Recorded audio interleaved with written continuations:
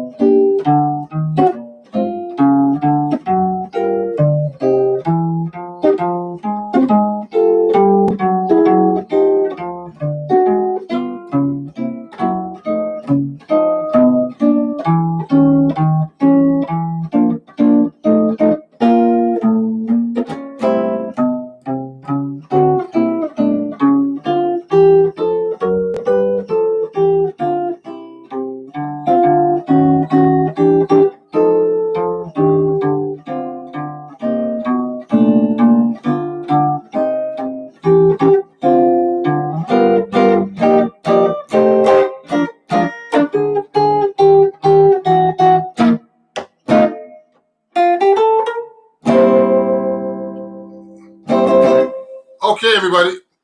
Well, thank you for watching. And I'd like to invite everybody to ask any questions about my walking bass and chord melody workshop I'm doing today. Well, I'm happy to see about 6 people watching today. I'm happy. We have my patrons that are on my, that actually follow me that are watching as well. And I'd like to invite them, to ask questions too. My Patreon account is right here. I'm going to write it down here for people who are interested. So if you want to learn more stuff from me, you can go to this website here. Patreon. I'm going to write it for you. .com/Ron Jackson Music. Oh yeah. Oh yeah. So Reggie's here. One of my students, Reggie, great guitar player, all the way from Long Island. He's asking a question right now, and it's actually the question is, do I use the 4th string for bass lines or the 5th and 6th string? So most of the time I use most of the time just the 5th and 6th strings, but I use the 4th string once in a while. So if I'm doing rhythm changes like this,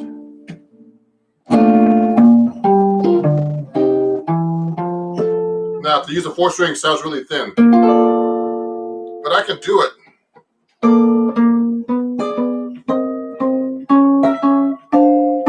Hear that? So, I can do that right now. Watch this. And also, so it's rare that I use it though. And it's funny because I play 7th string. I want to play 7th string for you guys a little bit so you can see. But when I start using the 4th string, it gets kind of thin.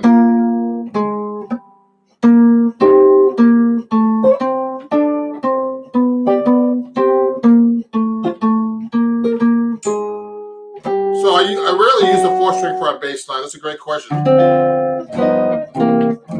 Now, people are wondering how you construct bass lines. So, actually, I started doing on my TikTok, which is at Ron Jackson Music. I started doing like a video that I haven't posted yet about how you start doing bass lines. The most important thing about a walking bass line in jazz is that you keep just a steady beat on on 4 and emphasize the 2 and 4. So it's like you gotta keep that going all the time. Now and then you gotta do. Of course, you're gonna have to fill it with a comp. Okay, so I'm going like this. Let me turn this way so you can see better. So I'm on the 5th fret. Oh, excuse me, the 6th fret of a B flat chord. You could just do a B flat dominant if you're playing along, and try to keep a steady beat. So if you take a blues, so all I'm doing is quarter notes and holding the chord for holding the chord for 1 beat or 1 measure. Sorry, 4 beats. It's early for me. That's hard to even do. You notice how I emphasize the 2 and 4 at the same time?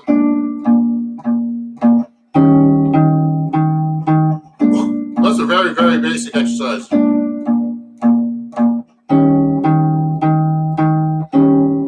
just doing 1, 4, 5 blues. You should be able to do that with just quarter notes. Now I can add.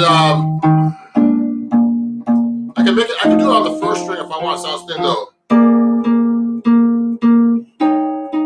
Sounds really thin to me.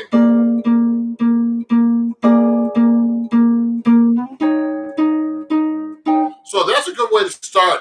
You should try that right now while I'm doing the workshop. But the next thing to do is actually do something like do root 5th, 2 beats each.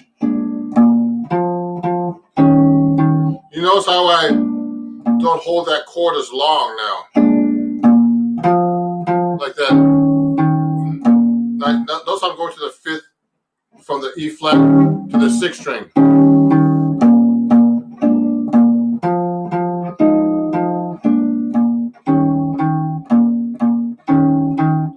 That's the next step.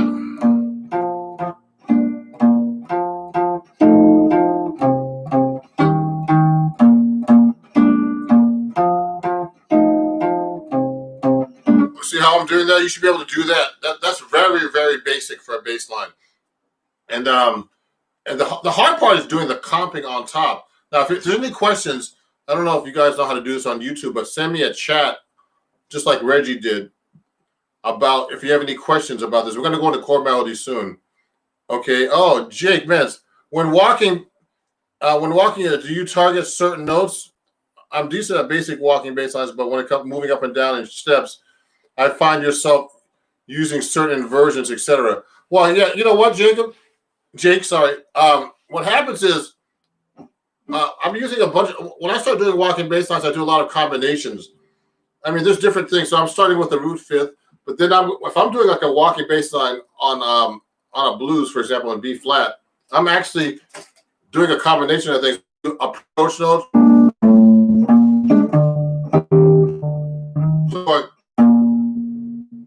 bass note, approach from the bottom, then approach. I'm doing an approach from the bottom. Then I'm gonna do a 2-5, I guess. So what I can do is I can actually do a chromatic approach from above. If I'm doing F minor to a B flat, I can do like an approach, a half step above and go down, or half step from below. Now, if I just do root 5th, I can do that. I can do that kind of stuff. Now, if I'm connecting a bass line, that's a whole different story. So, I learned this from transcribing bass players. You can go up the neck. You can go up like this. Now, I'm just going up chromatically to that neck note.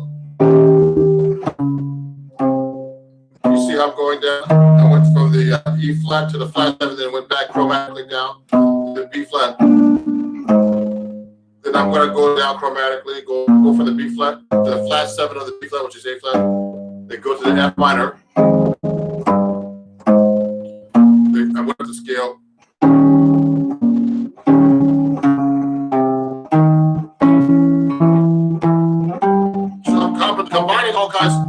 different. Now doing the half step approach. You could do things like this too. You could do like an inversion, like you said in there, actually, Jake. Yeah, yes, exactly. And you can go chromatic. Watch. You can do that. You can do the chromatic, and then do up a half step. It's whatever you can actually think of to find. Sorry.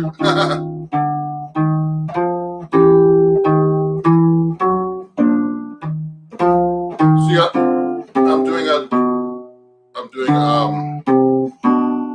I'm actually doing the inversion with the bass line. See what I did a half step above? Now I combine fifth. What I do too is I do tritone substitution a lot.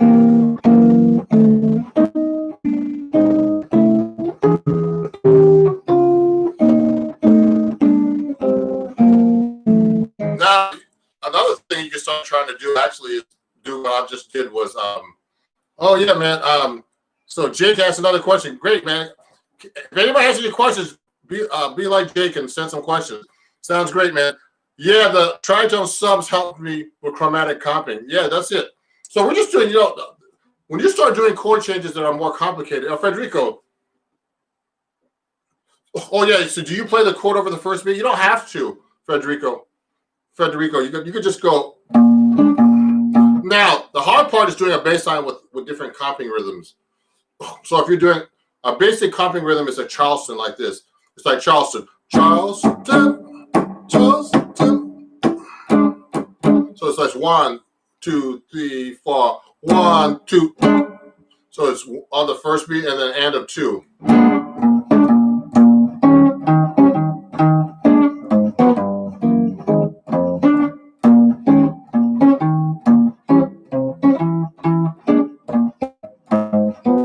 Now that's hard to do. It's hard to do a bass line with that kind of comping rhythm. So you can play what I usually do is I mix up the comping rhythms with the bass line, okay?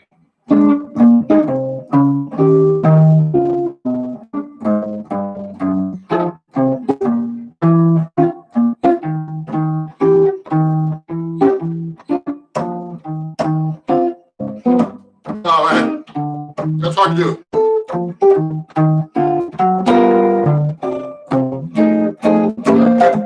So what I did was I'm doing different kinds of comping rhythms at the same time. And I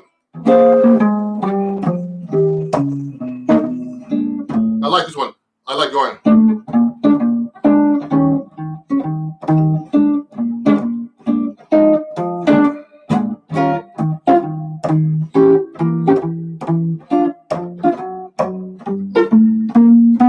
So you don't have to particularly play on the beat every time, but you can actually do different Charleston rhythms like that, syncopated rhythms. You can hold the chord too. It depends on the style you're playing too. We're just playing jazz right now. So there's different things you can actually do in what you call in your comping and bass line. What does Chell say? Is there a specific pattern you when you add the chords, or does it depend?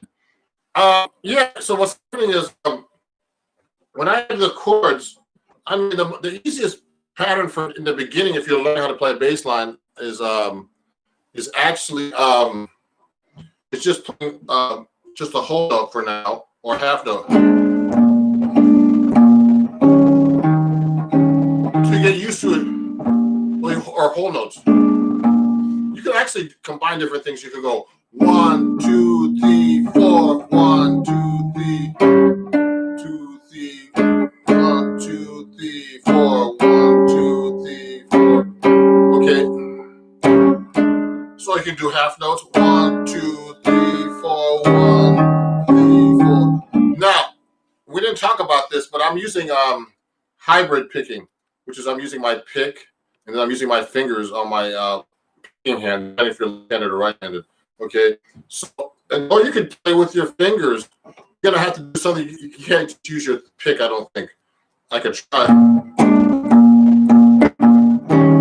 I can do with just my pick, but harder. Only pick now.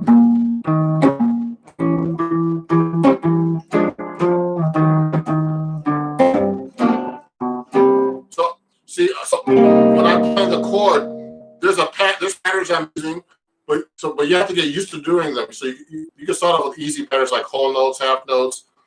You know, you can combine like quarter notes. What I did was 1, 1, 2, 3, 4. So I went quarter note, then dotted half note. 2, 3, 4. 1, 2, 3, 4. 1, 2, 3, 4. You know, just do the bass line.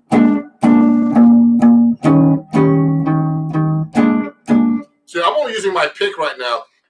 I think it's better to combine your picking and and your fingers, hybrid picking, or just use all fingers.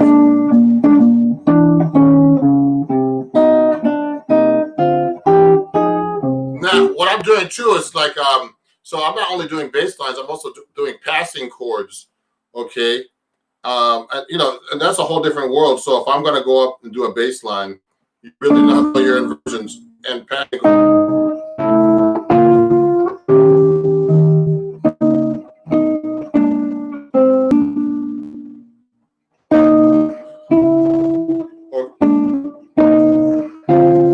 Or going chromatic. I'm doing like a passing chord within the chord itself, then getting to the next chord. What you call it? This is like the same exact chord approaching the next chord. I use all kinds of voicings. So Jake is asking if I use drop two mostly. It depends. They're faster to play drop two voicings, but there's other combinations you actually can do that are not drop two. You could use fourths. So I can go.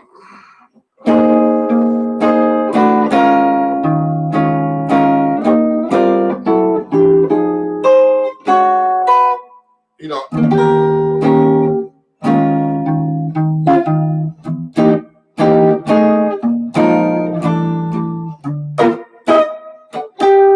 You know what? I mean, I could use seconds. The thing is, it's hard to do those bass lines.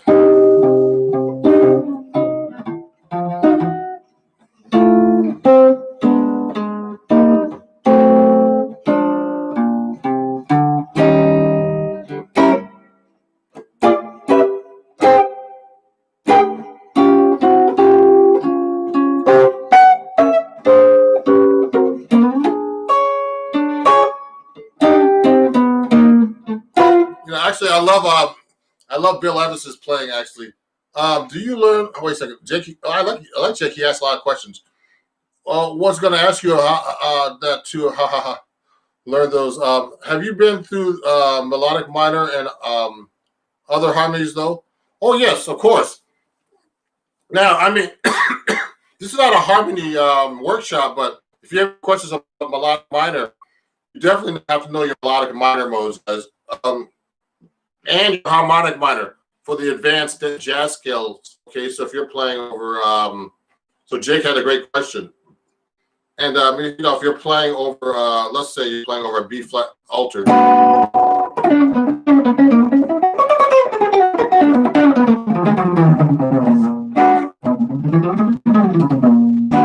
got to be able to play I'm playing the B altered scale, which is actually B flat melodic, B melodic minor.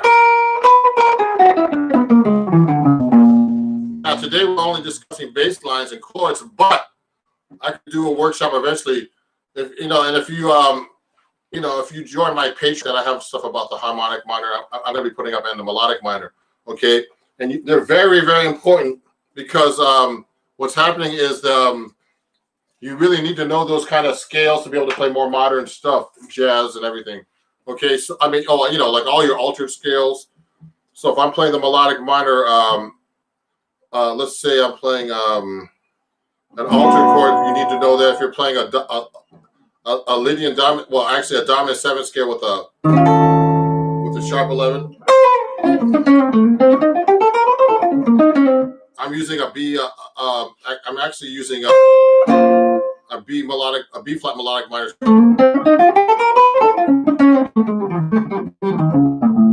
Okay, etc. Hold on. And also, harmonic minor is very important too in jazz playing. But so that's a whole, that could be a whole lesson, a whole workshop. Let's try to do chord melody today, though.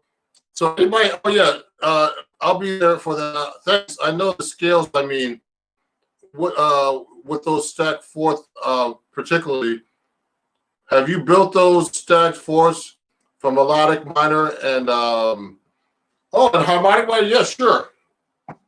So you could do that. Like, okay. You could do things like that with a melodic minor, etc. Okay.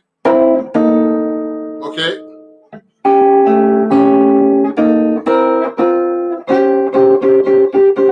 Okay. So yes, I've worked on those too. Now the stacked fourths, you should be able to know in all modes actually. Okay. And those are not important right now, though. As important as being able to play in general. Okay. Those are more modern concepts, and so for some people that could be too much actually. Here's the thing now. Here's another thing that we can work on now. So chord melody. So how do you do this? So people does anybody have any questions about chord melody? Because that's really important. Now with chord melody, let's take a song.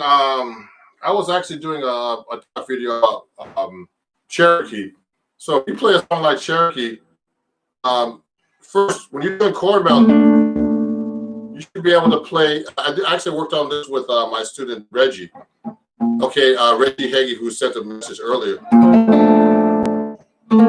Now, I'm using basic voicings for everybody right now, but you could actually do anything you want once you start getting to a certain level of comping and playing.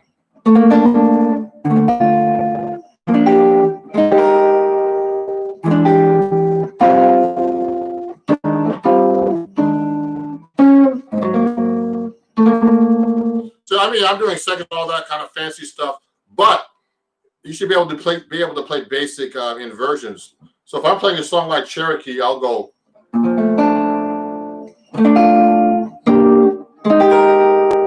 I'm playing very basic inversions about this on this. Okay, just so you guys get used. Can I actually see what I'm doing?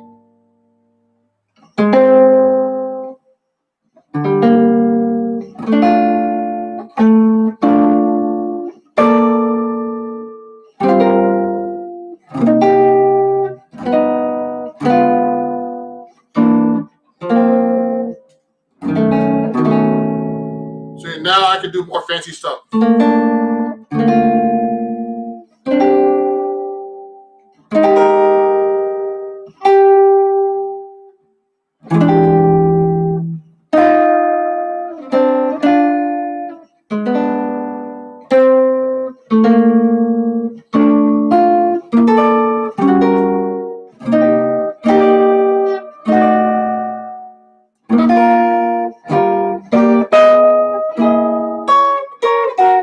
So the most important thing about chord melody, let me see, there's some more messages here.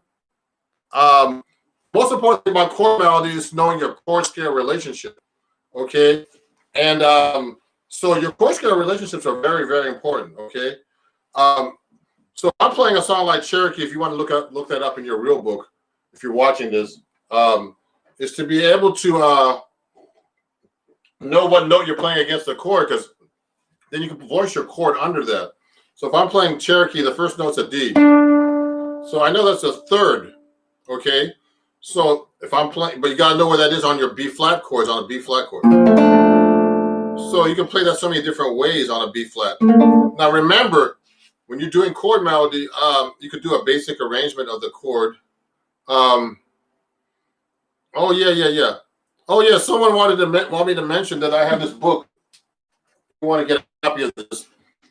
It's called, you can't really see it's backwards, but it's called Chords at Your Fingertips. I read for Acoustic Guitar Magazine, and there's some great exercises here where we do different things. Jake, if you're interested in this book too, it's a great book. There's some great players in here that have written some stuff. There's different subjects, breaking down, suspended harmony, drop two chord changes, all about the bass, which I've written about. Sorry, that's something else. Pass it on, jazz bass lines. The jazz bass lines is in this book actually too, if you want to get it. Okay, it's by acoustic guitar. It's called Chords at Your Fingertips by Hal Leonard. Okay, and also, horizontal harmonies. Adam Levy, who's a great guitar player. Melodic lines expressed through chord changes. Shape shifting, playing chords from the minor pentatonic scales. Okay, there's some great stuff in this book. If you want to get into more chords, okay, you could get that at my shop on my website. And if you want to get more into chords and all the bass line stuff, okay, it's a really great book. So it's Chords at Your Fingertips. I have another book coming out on acoustic guitar. It's modal skill mastery. So that's one of the books. Now, so chord melody.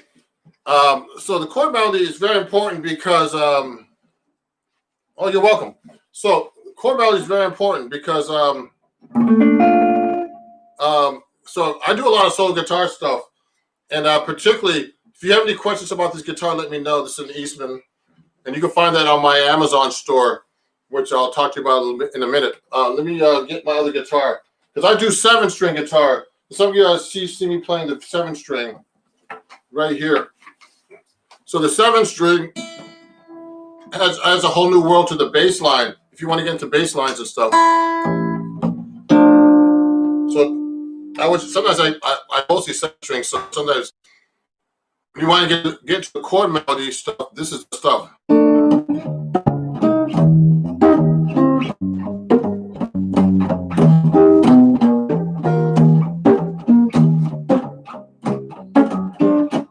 I'm doing stuff like that, okay?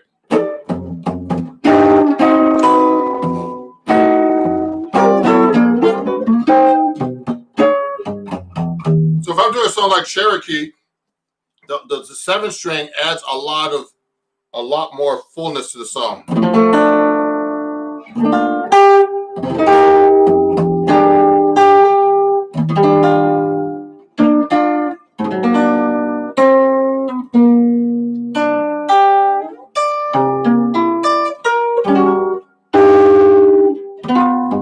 So you can't do that on play that high on a 6-string and get those notes.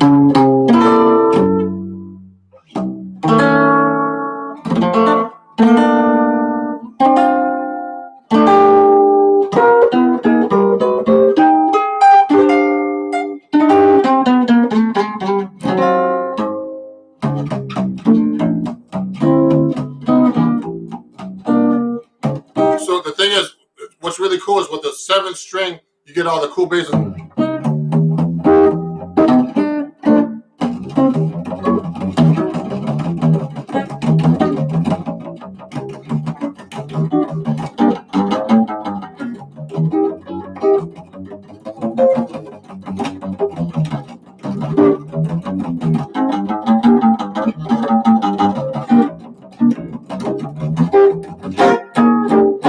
So the 7-string, it's a low A. So Jake, that's a low A string. Let me write that in for you. Low A. So I studied with a great guitar player named out here in New York called Bucky Pizzarelli, and he got me to playing the 7-string. So I tuned the 7-string. When I first started playing the 7-string about 7-8 years ago, Bucky said to me, unfortunately, Bucky passed away from COVID right at the beginning of the epidemic with his wife. They both died of COVID, unfortunately. But anyway, this is a low A. Okay. Now, jazz guys play a low A. Okay. Because Bucky, the guy that Bucky studied with was a guy named George Van Epps. Now, Jake was asking about these fancy chords. This is the guy who wrote all these great books. Van Epps, he was the monster of the chords. And Bucky was all into these harmonic mechanisms for the guitar. So George Van Epps is the guy, if you want to get to your chords, guys. And he's the guy who played 7-string guitar too. So I'm trying to pass it on. If you're interested in learning 7-string guitar, go to my Patreon and join that so you can actually get some 7-string lessons. Okay, because I want people to learn 7-string because it's not done much in jazz. Only a handful of us, about 10 of us in the world, do that. Okay, and also, so we tune it to a low A. The rock guys like Steve Vai and those great guitar players, monster guitar players like Steve Vai, they play with a low B. And in Brazilian music, they use a low C. So, we get the lowest of them.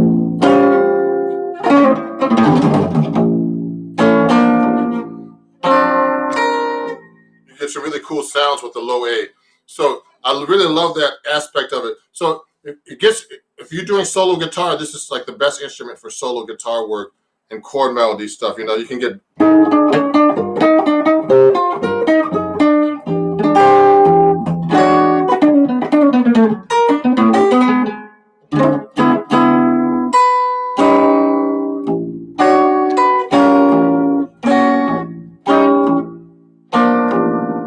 It's really great sound. So if you want to get to 7-string, let me know. And I teach 7-string guitar too.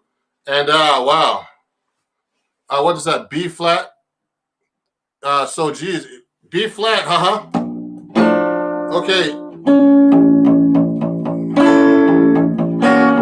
It's really a great sound.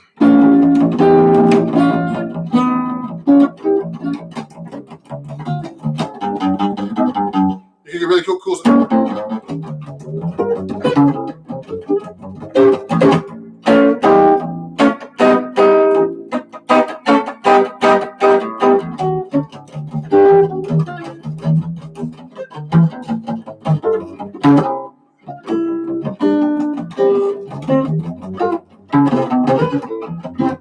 So you get really cool sounds with this thing.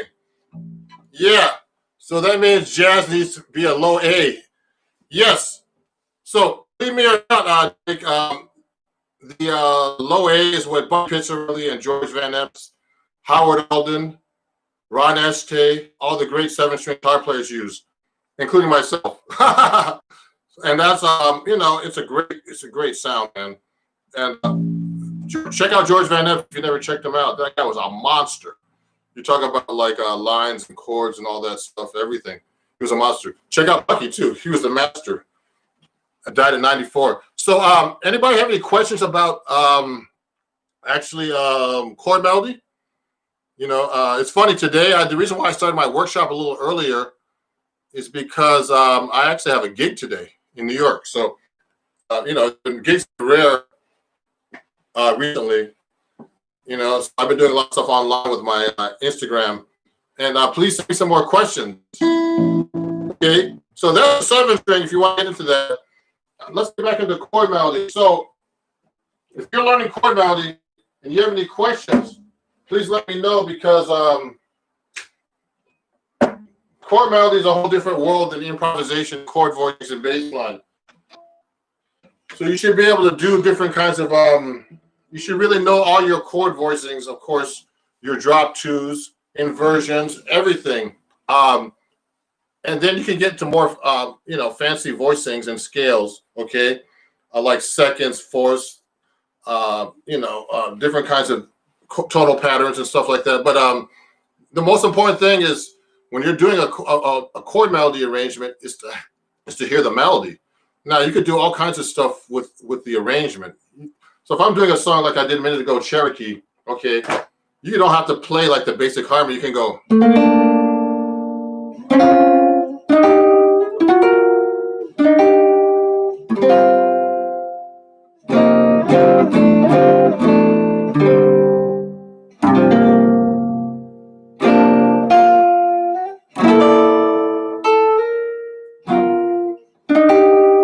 See what I did? I just mixed up all kinds of different little weird, chordal harmony and seconds and fourths and dissonances and all kinds of stuff.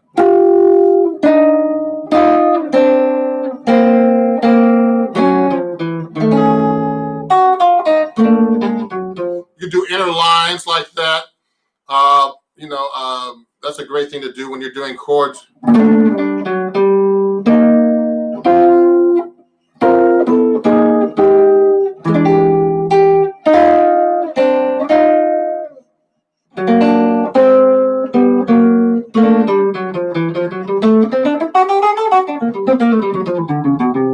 can fill in between the chords, etc.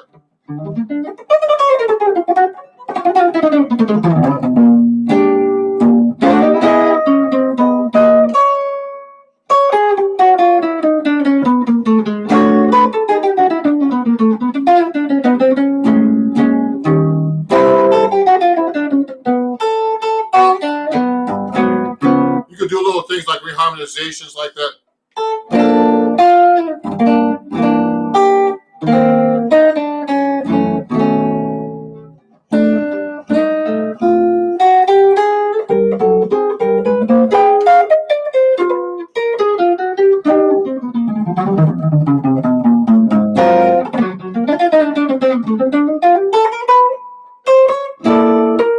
So what I did was, when I'm doing solo guitar,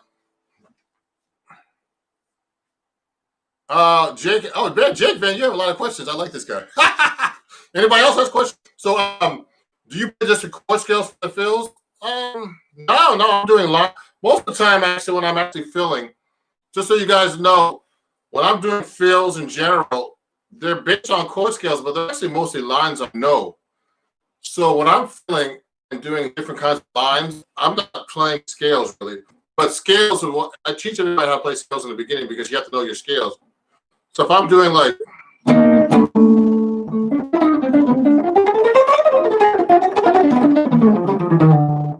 those are lines, they're not scales really, because I'm playing. Scales are based on lines.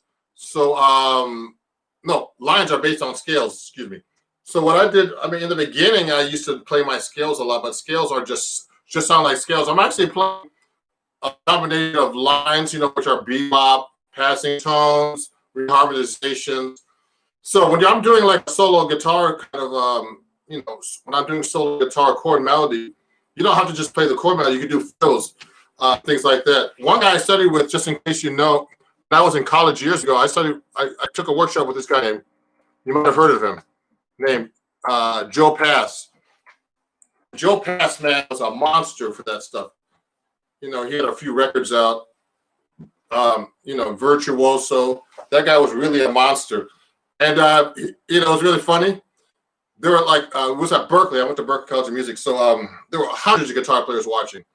And, oh, yeah, okay, yes. So, Federico, I saw Joe. So anyway, Joe Pass, there was a guy like you, Jake, in the class. He was asking like, Joe Pass, hey, can you play giant steps and all kinds of stuff? And he was like, I'm not here to prove anything, man. That's what he said. It was so funny, man. He was like, but he was a monster. He didn't have anything to prove. He played and he talked about it. He said that there were some guitar players in the room that must be good, because if there's 100 guitar players, there's got to be at least 1 or 2 guitar players who are good. He was a really interesting guy. But anyway, Joe Pass was a monster. So I took a class with him, and some of my concepts would come from him for solo guitar playing. But Federico, what's your strategy to recommend start to do chord melody? So anyway, here's the thing.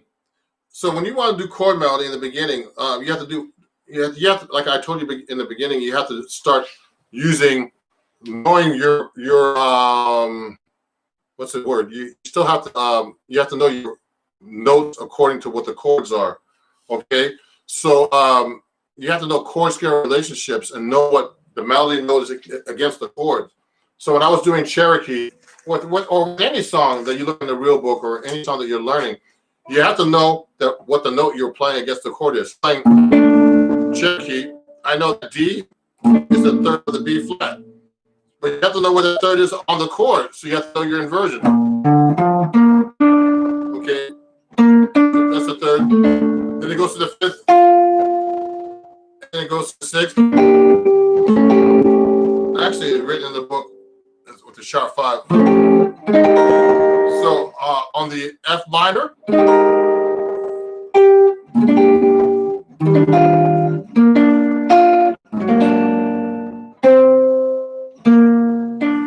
gotta plug my my connection's not stable. I'm gonna plug in my. Okay, it's better now. I'm gonna plug in my direct line into the internet. Okay, so you got to know the chord melody, chord scale relationship, and then you got to know your inversions of the chords. So if I'm playing another song, like a good example is this song called "Love Walked In." So "Love Walked In" goes in the key of F. It starts with the third on the F chord, then just goes up from the fifth to the 7. That's "Love Walked In." I'm playing "Love Walked In" so you guys know. Walked in. That's the jazz standard. So that song basically just does triads in the melody. So you have to know your inversions. So the melody goes.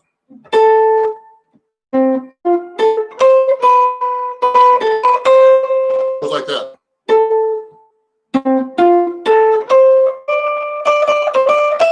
So I'm going to play that. I'm just going to go. The easiest thing for me to do is just go triads.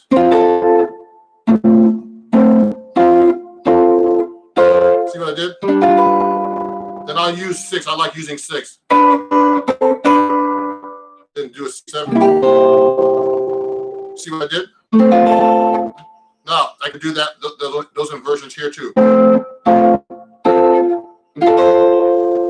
Watch. Now this is an inversion. Okay, that's one way to start doing chord melody.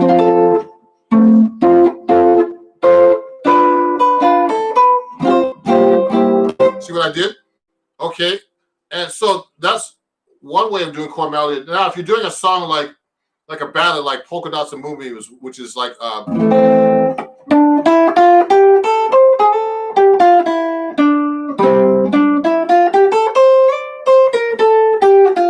that melody is it's a ballad, okay, and that melody plays a scale through the chords. So you can actually use chord scales or thirds. I like using thirds to start up.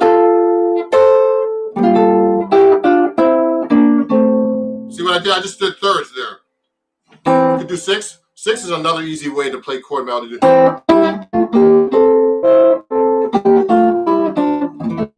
is all diatonic too, and thank you.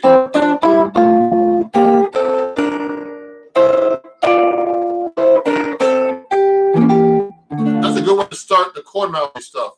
Okay, being able to play within the scale diatonically, you have to really know your chords and your chord scale relationships. Okay, chords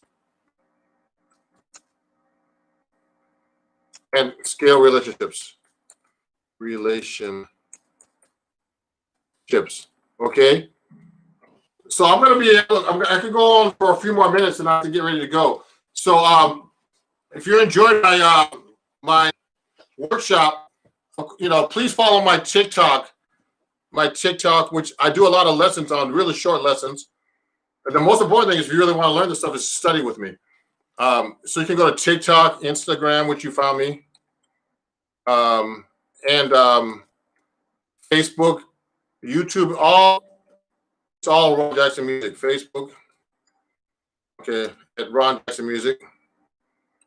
I'm writing this down for you. Okay. So you can go, because I do a lot of lessons there. And also, go to my website, ronjacksonmusic.com. You can get this book I do a whole lesson. It just came out in the latest issue of Acoustic Guitar Magazine too. And it's in this book for you permanently. I do 4 lessons here with different kinds of things here. One of the things I do is I harmonize like Chet Atkins here. That's a really great thing for chord melody. Also, walking bass lines. There's a whole thing about walking bass lines. Yeah. And Reggie, my student over there, is learning all this stuff from me. So, I'm about to finish up. So if you want to get this book, please get it. Chords at Your Fingertips. Okay. And, keep in touch on Instagram, everybody. I'm going to do another giveaway in a couple of weeks for next month's live lesson. for my Patreons, but for my patrons at Patreon, which you have up there at www.patreon.com/Ron Jackson Music. And you could join that for as little as $3 a month, actually. And there's a ton of material up there already. You're welcome, Jake. Send me your website, Jake. Email me, guys. Here's my email. If you want to keep in contact with me, send me your emails. Ron Jackson Music. Hold on. I'm slow. At gmail.com. Send me your emails so we can keep in contact. Yeah, okay. If I don't have them, you're welcome. Yeah, so there's a lot to cover in only 45 minutes or an hour. So I appreciate you guys coming on. I'll have tons of stuff. I also post stuff on Instagram. Some of my lessons from TikTok, which are a minute long, but they're very effective lessons about basic skills. Because a lot of people on TikTok are still learning too. Okay, so thank you, everybody. Keep in touch, and I'll see you guys soon on in person, I hope, or online like we're doing right now. Thank you. Have a great day. Bye-bye. Thank you, guys. You're welcome. Thank you. Thank you. Welcome to America. Bye-bye.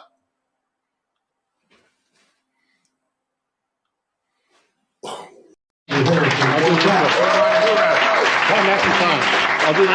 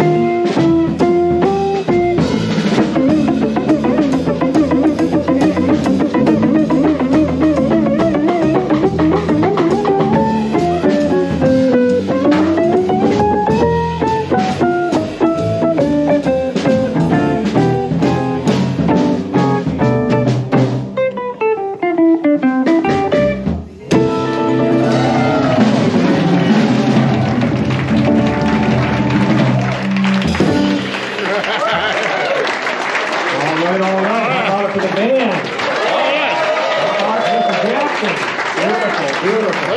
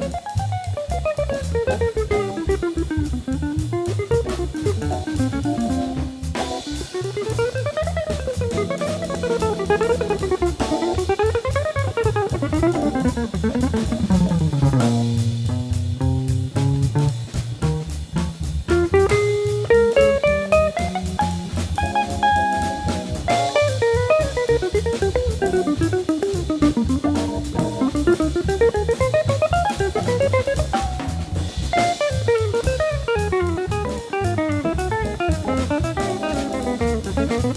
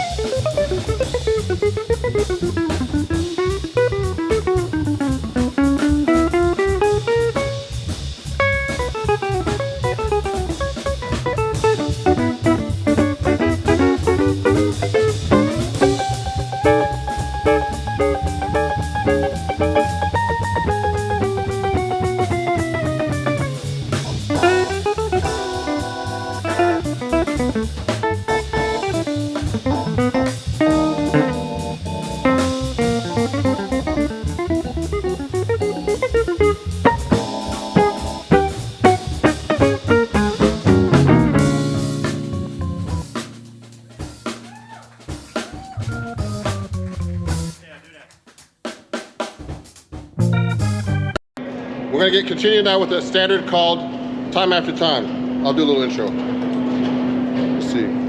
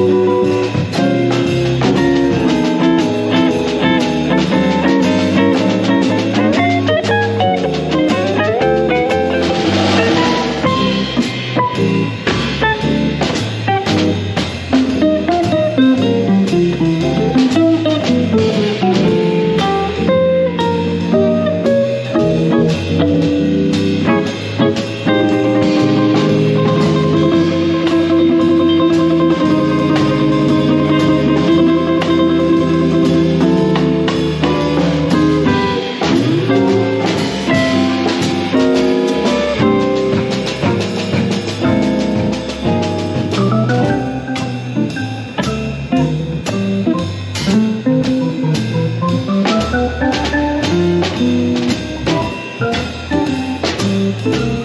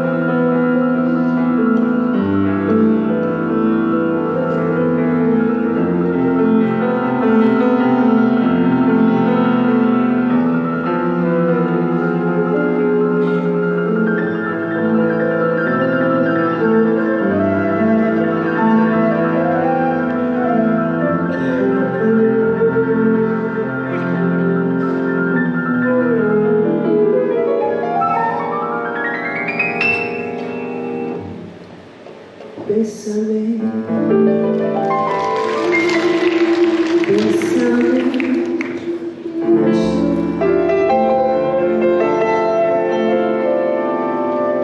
como si fuera esta noche la última vez.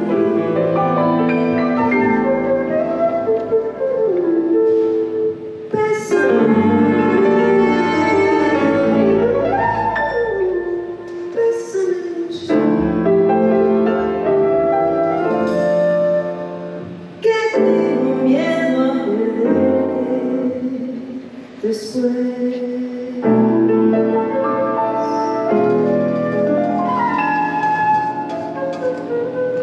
Bésame, bésame mucho,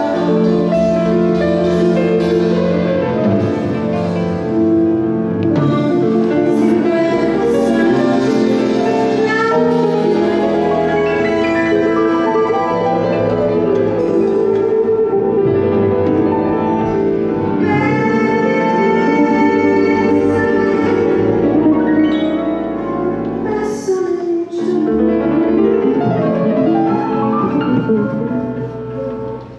que tengo miedo a perderte después.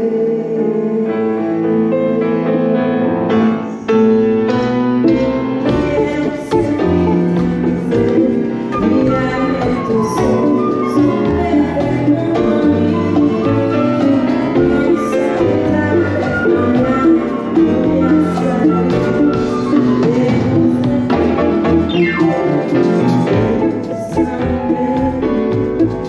Bésame, bésame mucho, como si fuera esta noche la última.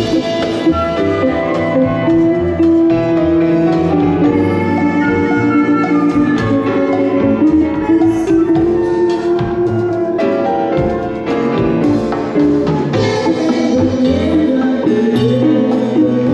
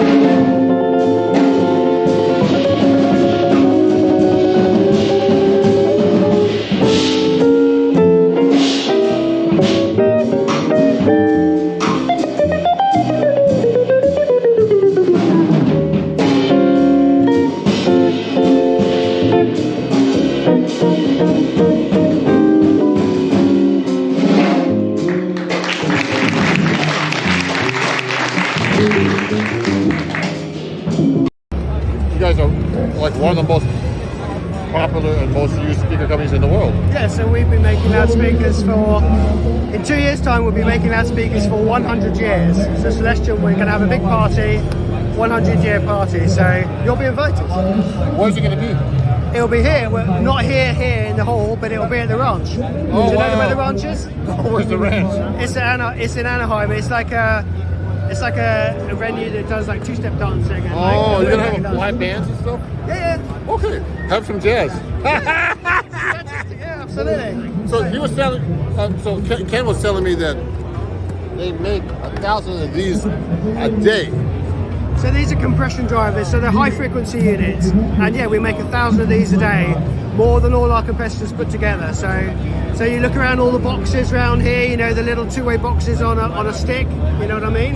Yeah. You gig within a quarter of a bar, chances are it's got one of these in, or something very similar. Made by Celestial. Made by Celestial, yeah. And most amps use your speakers, basically. Yeah, absolutely. Out of all the amp companies. So yeah, for the guitar stuff or bass guitar stuff, yeah, it's maybe 70% of them use our speakers. That's a big monopoly. That's amazing. I love to hear that. I love to hear that. We've been doing it for a long time. We're good at it now. I know you guys. I mean, you guys have this impeccable reputation. I mean, Celestion. When I walked up to John, no, Yeah. I was like, I'd like to endorse you guys. Well, send me your card. You know, he saw my social media and said, okay, yeah, Yeah, you play representative of us. I've seen you playing on some of the other booths, and yeah, you sound really good. Oh, thank you. I'm so proud to have a Celestion in my amp, you know. Yeah, that's really good to see. So we're gonna. I play that on the telly. I'm gonna tell everybody about you. I've been telling you. It's not like I need to tell everybody, but you know, they're really great guys. So everybody, definitely get your Celestion speakers and make them last another 1,000 years. You'll be like, man, some guy be 1,000 years later. Look at this video, man. What is this stuff? We make 10,000 of these things now. We have robots making them now. I'm sure robots are doing them now, no? Yeah, it's a mixture of robots and people, because some of the stuff you can do with a robot, like applying the glue, so you always make sure you get the same amount of glue on something. But for some of the stuff, when you're making a cone, it's very fragile, right? These things, it's very fragile, so it needs hands. Yeah, man. So, but some of the stuff we make in the UK, like some of the people making them, like so around the corner here, we've got a loudspeaker called the Blue. That's been made by the same lady, pretty much from start to finish, from now. So, and we have the manager of the production in the UK has been working. She's a lady called Dee Potter. She's been working for us for 48 years. Damn. So how many people you have working in your company altogether? Like, you know, builders? Well, there's like 40 in the UK, but obviously we have a big factory in China now as well. So, and yeah, there's hundreds of people there. So. Yeah, in China, yeah. But in the UK, you have about 40 people. Yeah. That's amazing. But we've had to double the output recently. Over the last 2 years, we've doubled the output of the speakers we make in the UK. So the pandemic has been good for you guys. Yeah, because everyone wants to pick up a guitar and learn how to play an instrument. Me right? too. So, No, it's true. I mean, the pandemic, you know, my social media and everything really got much bigger during the pandemic. I mean, you know, I did it on the side, but now I had nothing else better to do. And I said, hey, John, I need a speaker, man. I've been sitting at home by myself. good It's stuff. amazing, man. Thank you. Oh, the headband. I got to get one of those. So the cone is made of hemp. Oh. So when you're done, when they finally break, you can smoke it. Oh! You can't say that. I know, I did joke. I know. That's amazing. So the Copperback 250 is the most powerful speaker you make for a guitar. Yeah, it is. Yeah, so he says I can't blow that out, so that's good news. I'm gonna put it in 10 when I get home. Let's see if we can prove him wrong. But you look at some of them. Come on in. Okay, sure. I'm coming.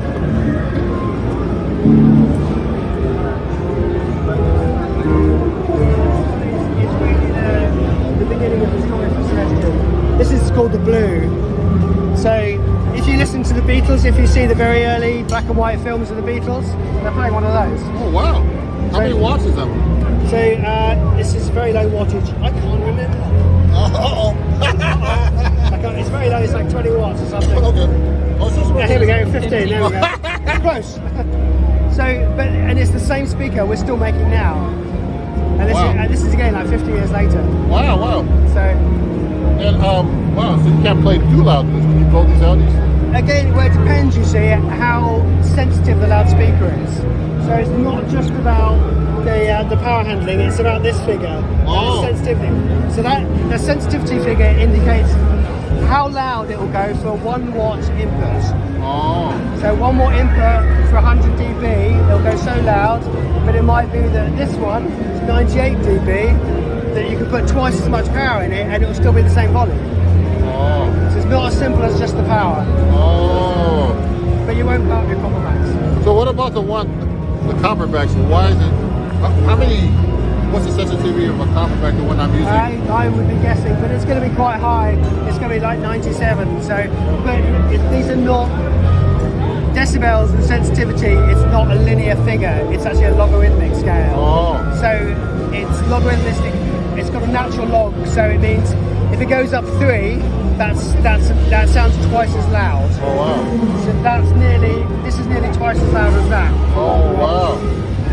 Interesting. So, simple. So how many guitar speakers do you make altogether? Different kinds, no? I don't know off the top of my head, but yeah, it's thousands. Thousands? Yeah. Thousands of different guitar speakers. Oh no. I mean no, the different types of guitar speakers. There's a range of about 25, something like that. So. And it's just like all different flavors of ice cream. They sound different, right? So some people like one, some people like another. So. You know what's really amazing? I never realized that speakers are so important here. I mean, even more important than the amps themselves, you know. So you're playing bass, aren't you? Or? No, I play 7-string guitar. Oh, okay.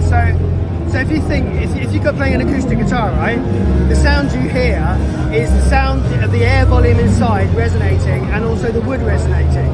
If you're playing an electric guitar, you don't have that. Yeah. So most of the sound comes from, yeah, some of it comes from the guitar, but most of it comes from the amplified distortion and the speaker. Because ultimately you're listening to the speaker, right? So that's the bit that makes the noise. So that kind of does the job of what the wood on the acoustic guitar would have done. So yeah, they sound different. Like any guitar sounds different. So. Yeah, exactly. Wow, but you guys have the best speakers. Thank you. No, I love them. I've always wanted to talk to you guys before that, but it never happened. 'Cause I never walked up to you and talked to you. Yeah, but anyway, that's great. I'm so glad. Thanks for the history of speakers and more knowledge. I just basically play my guitar and play, so. Well, we have a lot of cool artists endorsing us, so it's really good. So. Yeah, I saw it on your website. You have a bunch of. I mean, like Hendrix. So Hendrix used to play these. Hendrix, oh yeah. Wow, this is pretty good. He's quite good. You might have heard of him, right? He's like the greatest, one of the greatest guitar players ever. One of my friends might disagree. One of my friends is Eric Clapton, so. Wow! Yeah. Well, next time you get together with us, let me know. I want to come by and hang out with you guys. All right. So you have different speakers for different kinds of styles of music too. Like, if you want to overdrive the amp, you have a speaker like that. Or if you want a clean sound. Yeah. Because when I told John I want a speaker that's powerful, but I don't want it to break up at all. And the compact perfect for that. Yeah, that's what I wanted. So, and it's perfect. And it's loud. I love it. And clean. That's a take. I spelled friend wrong. Perfect. I spelled friend wrong, you know? Fantastic. That's really good. Thank you.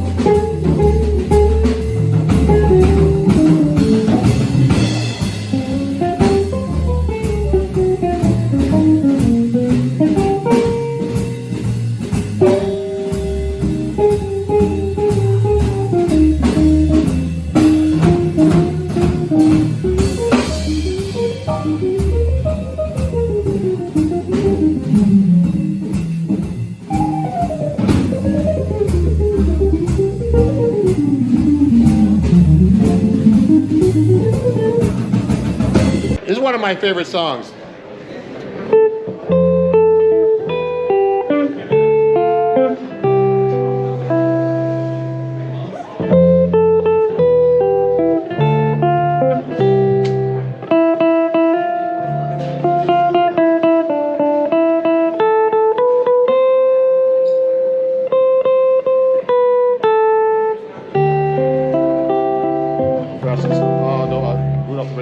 One, two, three, four.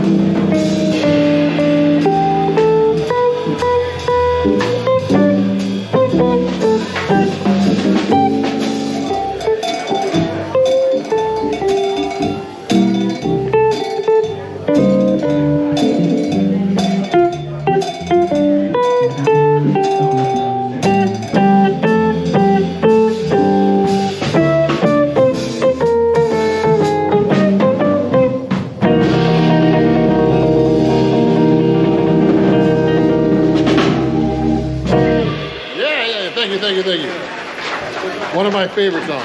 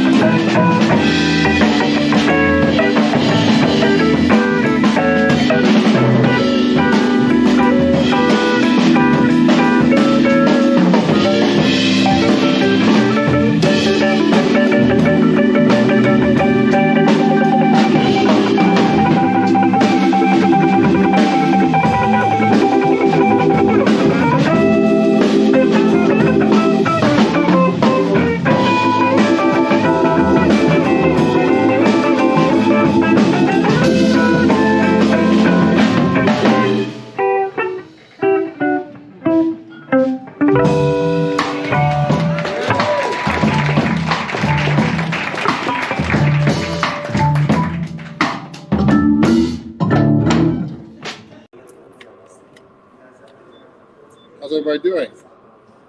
It's Ron Jackson here, and I'm live here at Inglewood Hospital. I have a solo guitar gig here every couple of weeks, every week. Sometimes on a Thursday, sometimes on Wednesdays, or both. We're trying to figure that out right now. So I just do solo guitar. And so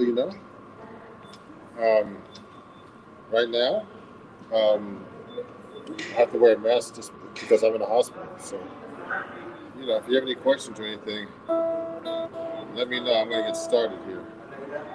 I'll do a little warm up here. Let's see. Let me do a song that you guys might know.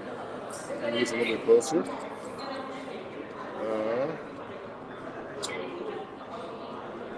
There you go. I'll move this way a little bit. So you can see the guitar nice and good. I'm going to do Love Walked In. I haven't done it in a while. Let me take these out of my pocket.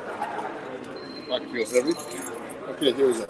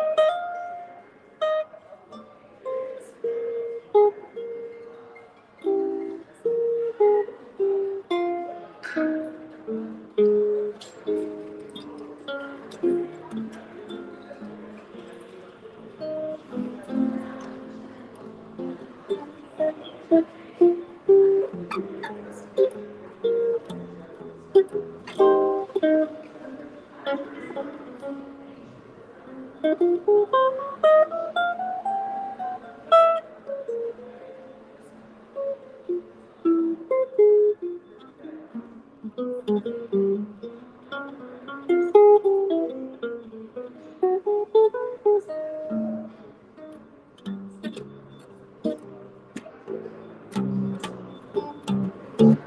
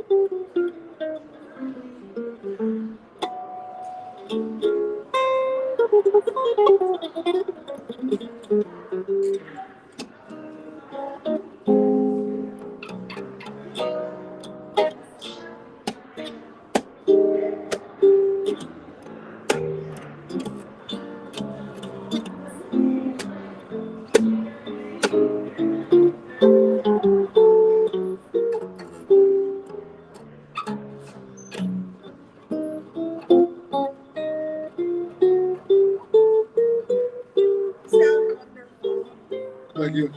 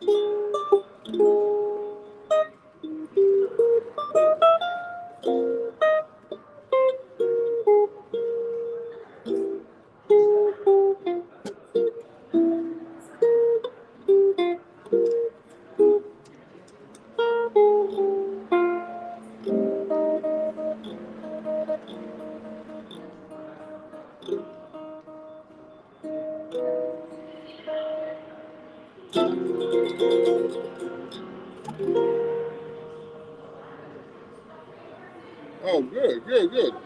Let me check this out real quick. I know I'm live, but I gotta see what's going on because I don't know if I can see myself. Okay, guys. So if you have any questions or anything, let me know, and I'm gonna see what's going on here. Oh, I'm gonna go to my channel and see how my live looks.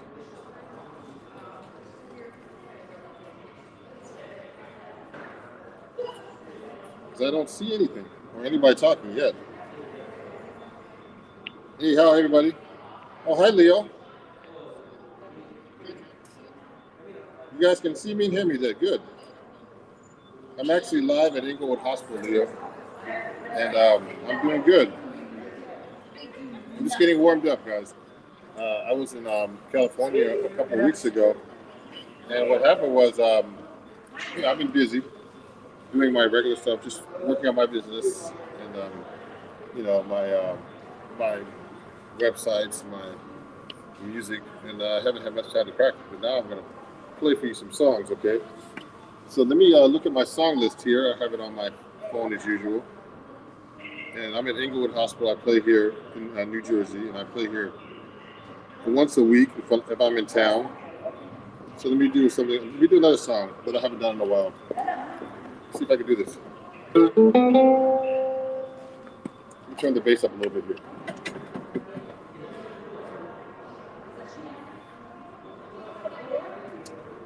Here we go. Where are all the comments? I don't see the comments here streaming up. It's okay. It's kind of weird. I only see them if I go here. Here we go. Let me pin this. Let me pin you, Leo.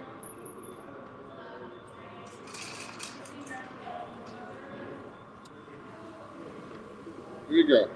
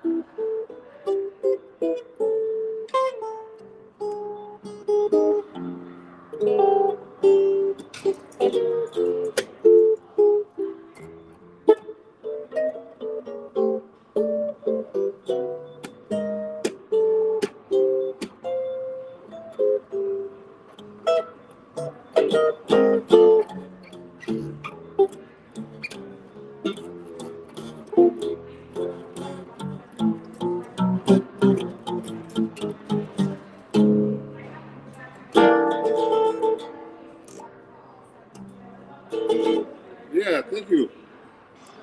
Hey guys. Oh, you move back over here, so I'm almost hitting the wall. My guitar. So if you want to ask about my guitar or anything, hey. Oh, hey Simon. Great to hear from you guys. I'm playing solo guitar gig right now. Thank you for watching. And he had a question about not many 7-string guitars for sale in UK. Really? Well, contact me at ronjacksonmusic@gmail.com, and you could I could tell you how to get a 7-string guitar. But this is a handmade Benedetto. You can't really see it. Look at this. It has 7 strings, and it's a really great guitar actually. And it's a handmade guitar, so they're really hard to find. Let me pin your comment. And so they really exist, but you have to look for them. Eastman guitars I play Eastman. Sometimes I bring them out, but I don't think I use my Benedetto from now on because it's like a superior guitar. But they're expensive. But you can get an Eastman guitar, pretty good, They're really great guitars, Simon. And Leo. Oh, Joe Ravi. I know Joe Ravo. I know Joe. I haven't seen him in a long time. Joe, I haven't seen in a long time. I used to hang out with Joe in New York, Leo. Let me pin your comment if it lets me do it. And yeah, Joe Ravo I haven't seen in so long, guys. and he's really a great guitar player. You know, from Broadway shows and stuff like that. So I got to be careful with my guitar because I have my dentist thing. So let me play another song for you. Keep going, guys. Yeah, Leo. Yeah, that's right. Leo, Joe Ravo. Yeah, he's a great guy. I'm friends with him, but I haven't seen him in so long. You know, I remember meeting him about doing Broadway shows when I first went to New York and all that stuff. But I don't do any of that stuff anymore. I quit playing that stuff and doing my own thing now. So, really great guy. So let me continue with the song, guys. If you have any questions, send them to me right here on YouTube. You know, I'm live in the different places too, as well. Let me see let me look at my song list here. I have so many songs, and let me see if I can do something maybe in Latin or French even.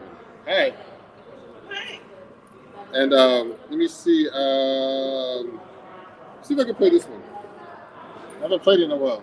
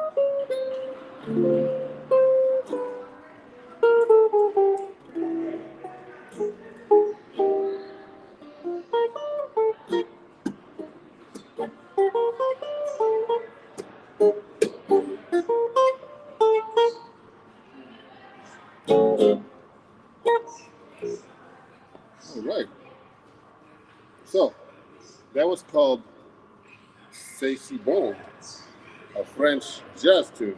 You see how my friends are doing over here. Thank you for watching, everybody. Oh, 5, 4, 3, 2, 1 list. Hey, good. Oh, so Oscar, can you play No Moon at all? I don't know. I played that before, Oscar Ortiz, but I don't know that one really because I just don't know the song. I've played it like with singers, so I don't know the melody. I could put the chords out, but it would be good to play that song. Sorry about that. Who influenced you the most on 7th string? I think Bucky Pizzarelli, my guitar teacher, Simon. It's a great question. So, thank you guys. You know, I appreciate you all. And if you want to, you know, help, you know, check out my YouTube and everything and follow me on bands in town. If you want, I'm going to be trying to come to England soon, Simon, etc. You know, and if you want to, oh, you sent my info to, oh, great. To Bravo, yeah, I think Joe has my number, but I haven't talked to him in so long. So yeah, Bucky Pizzarelli influenced me the most because that's who I studied with. That's how I started playing 7th string. Ralph talks about George Van Epp, it's spelled correctly. That's his name, yep. That's who Bucky studied with, actually. And George Van Epp took a little A string here. And Simon, yeah, I do a lot of the Barry Harris method. If you go to my store here on YouTube, I have all these kinds of lessons that you can take a look at, guys. And you can, you know, get my own. You can pick up my lessons and learn about his type of style of playing, and learn his licks and all that kind of stuff. You know, and you know, I appreciate you guys watching. And also, if you enjoy my content, I have a super chat there, and you know, PayPal and those other things if you want to help support my music and everything. And let me go right here and actually play something. Yes, I'm trying to get to England right now. I'm having my booking agent work on that right now. Let me see if I can do like a Latin song for you guys. Okay? And I don't know why I can't see the chat on Facebook. I'm sorry, guys. I don't know why. But let me continue now with another song. I'm going to go here for about an hour. Let me see if I can find like a nice Latin type of song for you guys. Let me look at this right now. Okay. Oh, I haven't played these in a while. Let me do this one. It's been a while since I played this. Let's see.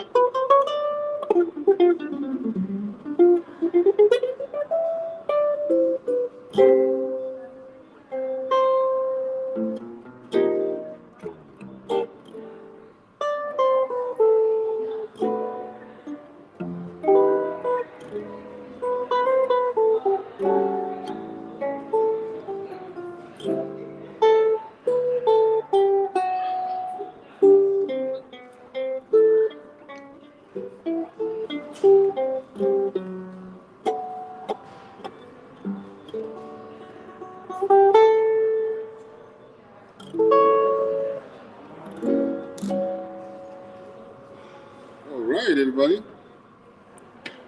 The shadow of your smile. Yeah, thank you for watching, everybody. I really appreciate you guys.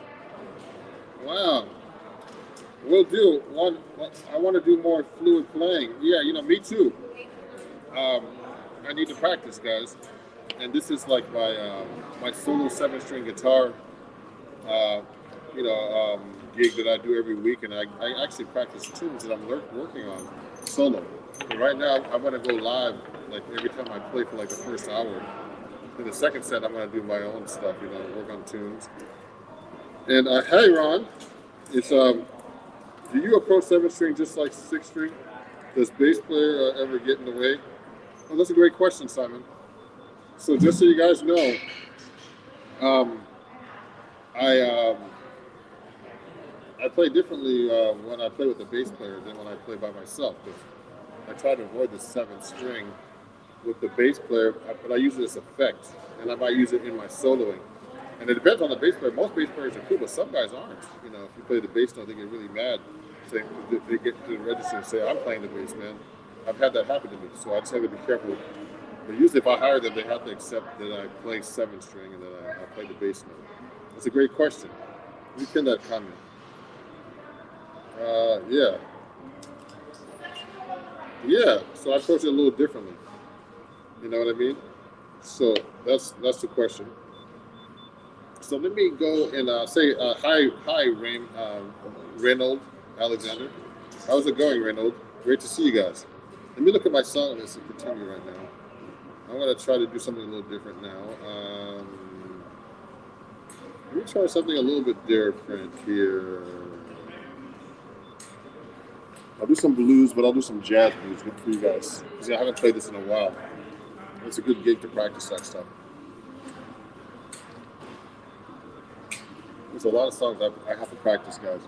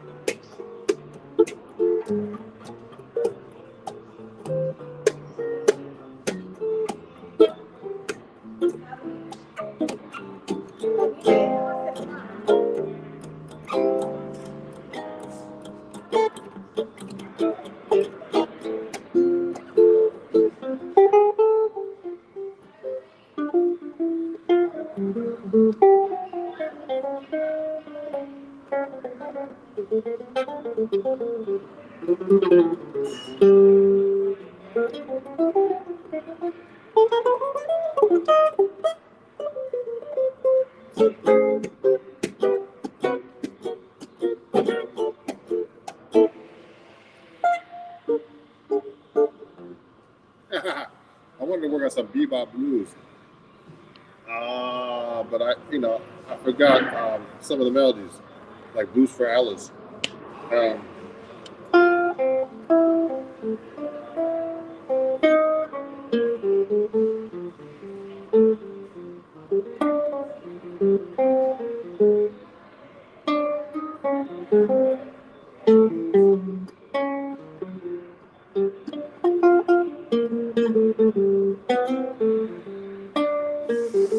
yeah, I used to know Blues for Alice. That's one tune I never really learned. So, but I just wanted to play blues, kind of change, practice that a little bit. Now, let me do a ballad for you guys. I haven't done a ballad for you. And if you have any questions or anything, let me know. And I'll keep playing otherwise. Ah, thank you guys. Thanks for watching, everybody. Um, Someone talked about 2/5 licks. I do those licks. I'm trying to expand myself and not do this kind of licks anymore. But let's work on that. And let me keep going now. Let me see. Let me put his comment. Hi, Raymond. How are you? Okay, let me go and continue now. And guys, if you enjoy what you do, what I'm doing, please follow me. Go to my website, ronjacksonmusic.com. I have a lot of lessons up there, etc. And let me continue with a few more songs before I take a break and have lunch. Let me see if I can play a couple of other songs before I finish up here. Let me do a ballad for once. Okay, I haven't played some of these songs in a while. So I'm gonna do. I'll try this one. I haven't done it in a while. Let me see.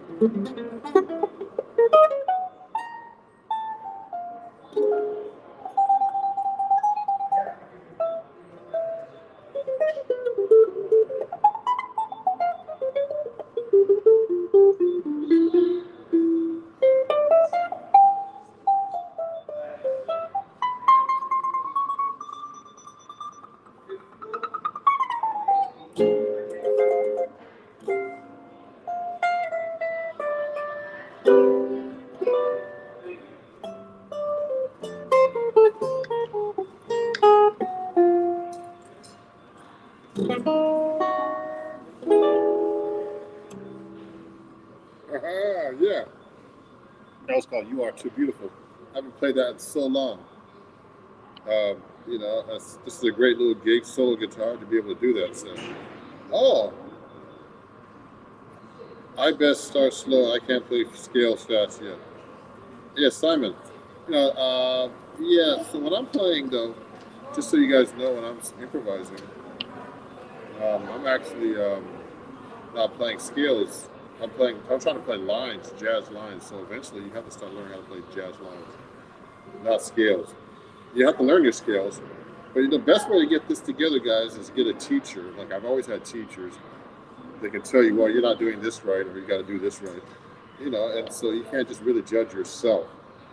So I teach people online from everywhere in the world who are really serious about doing this kind of stuff. So I'm gonna probably do one or two more songs. And Simon asked for Bluesette, which I haven't done in quite a while. Let me pin this message. And I appreciate you guys. If you want to, if you're enjoying what you're hearing, please, send me a super chat, or if you like, um, and you see my different things that I do here, different donation options. And I really appreciate you guys. And I'm gonna take a break soon and have lunch. And this is my weekly seven string jazz guitar gig. And we really appreciate you guys watching. And especially from all over the world. I see people in England, and I'll be going live again tomorrow here at the same channel, doing the same thing. Okay. So here, let me get started and do another tune for you guys. Right now, let me think about this for a second though. Oh yeah, lose that. I'm gonna sip my coffee and get started. Thanks for all the great questions and talking about scales and old friends like Joe Revo. Let's see if I haven't done this in a while. Before I start, let me tune my guitar a little bit. I'm gonna take a little bit of the treble off too. There's a little treble. Let me see.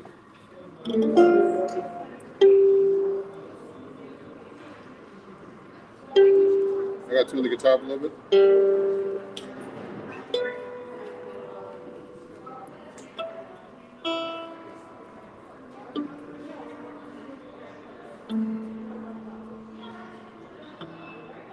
So standard tuning with the low A. It doubles the A string.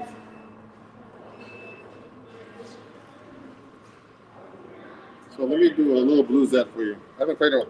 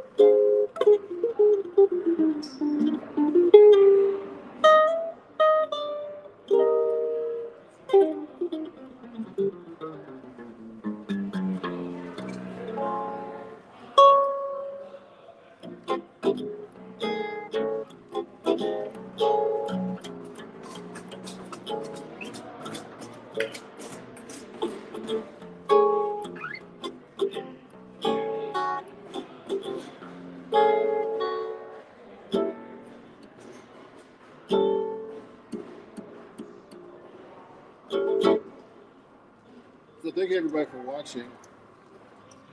Thank you. And it's Ron Jackson here. Appreciate you guys. I'll be back tomorrow going live. I'll be going live a lot these days. And thank you, Simon and Raymond, and everybody that's watching, Leo, Oscar, anybody else who made a comment who might be watching. Please follow me at Ron Jackson Music everywhere.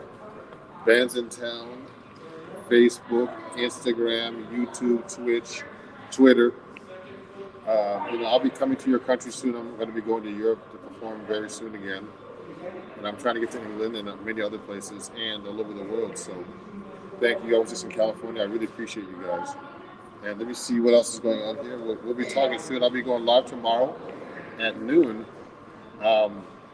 Again, solo 7-string guitar from the same place here in Inglewood Hospital, New Jersey. And thanks everybody for coming out and watching. And we'll talk soon. And thanks, Simon, and everybody. Have a great day. Bye-bye.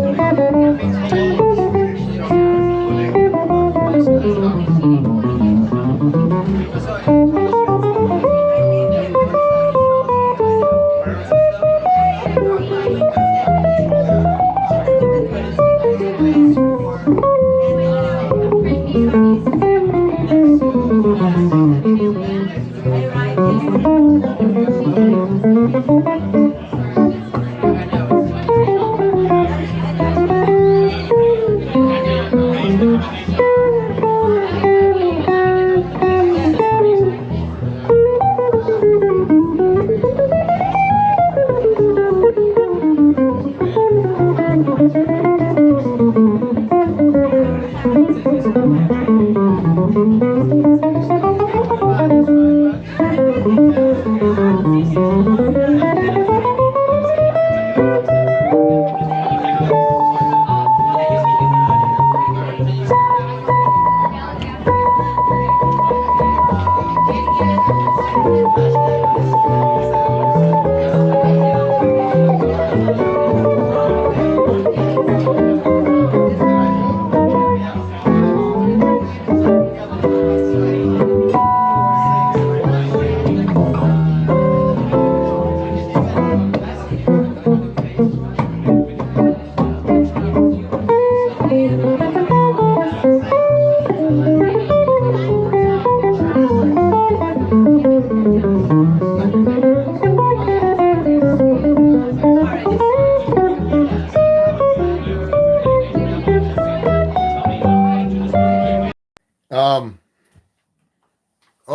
people watching already. Thank you. I'm just, gonna go live on my phone because it's a little better, I think. And I'm gonna take questions. Let me see. Oh yeah, I don't want to cut my guitar off, so I'm just setting up real quick. Impromptu live. If you have any questions, please ask them. I'll try to answer them. Let me see if I can see the guitar back here. I might have to lower the stand a little bit here so you can see my guitar. Let me try it right now. Oh, a little low. So how's everybody doing today? I'm going to be trying to do these sessions more often where you can answer questions. So, hey, how's it going over there? Jeremy, I might have to raise my seat up a little bit just so you can see me a little better. Let me do that right now. I'm going to use my stool instead of my chair like this. Let me get that. So, send me some questions right now, everybody. I'm going to be talking about this book that I have out now, Chords at Your Fingertips. A bunch of different things. I'd like to thank all my new patrons that joined this week. Let me move this chair back here a little bit. Okay. Ooh. So, something's happening. Everything's okay. I'm here. Some drama here. Trying to set up. Because you know what? When you go to YouTube, you can't really just like start streaming. It's just like you got to adjust your camera and stuff like that. At least in my case. So I have my guitar here, my 7-string guitar. So if you have any questions about this, let me know. Oh, you know what? I don't know John Mayer chord progressions by heart. Actually, let me see who that was. I think that was Jack. Let me see. Let me see what's going on here. I'm going to try to see who's chatting with me. I can't see them all at the same time. Maybe I can go on my other computer. Let me ask my my associate. Can you pass me my computer? And I'll take questions. I can see what the comments are better when I have my computer at the same time.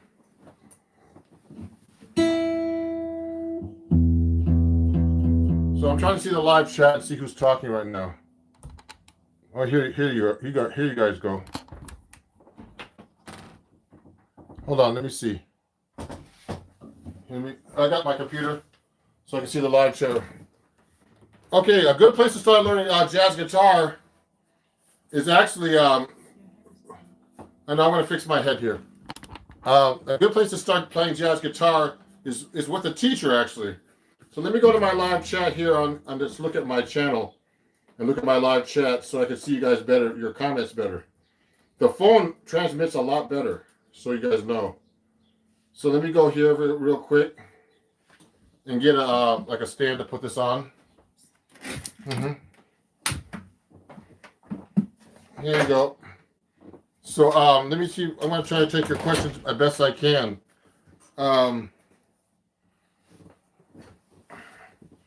So let me see. Hold on. What's going on here? Let me go to my YouTube channel here and just make sure I can see Ron Jackson Music. And then I'm going to answer your questions easier when I see the chat here. Okay. Let me see. I see some questions right here. You like this? Sup, y'all? Hi from the UK. I'm live right now, so let me look at this. I don't want to hear the delay, though. Okay, good. I can see the questions now. Hey, Jeremy, Gerani, CD Sessions, hi. Oh, yeah. How's it going? Great to see you guys. So I'm going to try to answer your questions best I can. I'm going to move back a little bit. Before I do that, I should maybe play a song for you. What do you think of the 1400 Euro Aria Pro? So I don't know that guitar actually really well. I don't know. I mean, I only have, I've tried Aria guitars before. Actually, I have a couple of IRA guitars, actually, nylon strings here that I use, and I don't really. I have a couple of their classical guitars. I knew the guy that ran the company. I was an endorser for a while. I don't even know if he's alive. His name was Chillout, and he was a great guy. And I started endorsing them like about 20 years ago. And I got free guitars from him, and he's a really cool guy. So, but I don't even know if he was alive because he was pretty old back then. In like around 2000. He was a real cool guy, and I like the guitars basically.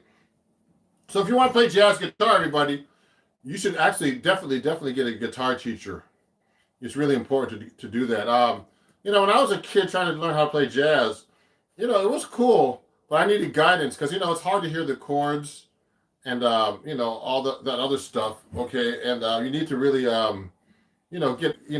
a I don't want to say a real book, but start learning tunes. Because a real book is kind of a crutch actually, because what happens is you start looking at all these books, and then you have to remember the tunes. You have to remember what they sound like. So you have to get that stuff in your ears. So it's very important to get a teacher to help you with this stuff. So I didn't really have a teacher until I went to Berklee College of Music and got my butt kicked, by all these great guitarists. So I went to see a Joe Pass workshop. He was a monster, that guy. He had a lot of interesting things to say. But the most important thing is to learn tunes, get a teacher, listen to records and transcribe solos and learn, phrases and licks. I call them, or jazz riffs. Let me see. There's some other questions. Someone says, I like music. That's good. So I don't know the $1,400 Aria Pro 2, but they sound like good guitars to me. So you know what? So the last time I actually touched a guitar was actually Sunday because, and I had a bunch of gigs last week. So, we can talk a little bit about warming up. So this is my 7-string guitar. If you have any questions about this, let me know. And it's an Eastman AR 810CE 7-string. Can never remember that damn name. So it has 7-string. I'm doing a little warm up right now where I'm actually doing chromatics, 4 notes, and doing a 4 adjacent finger a lick.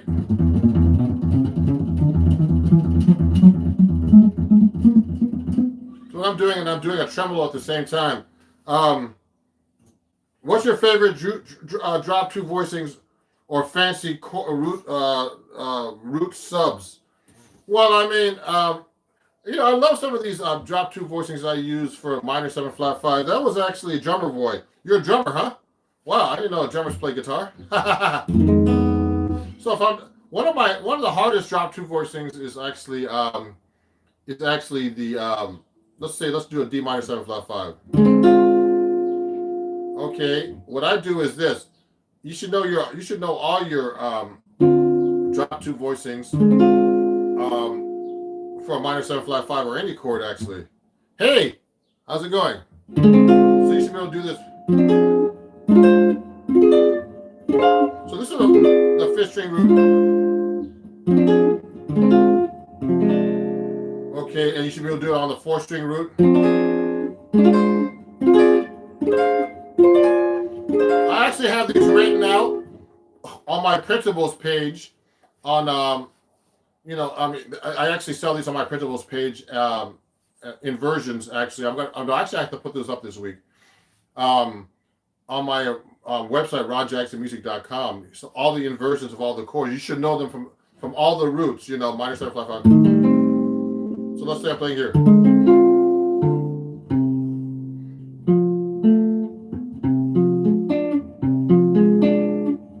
They're hard here.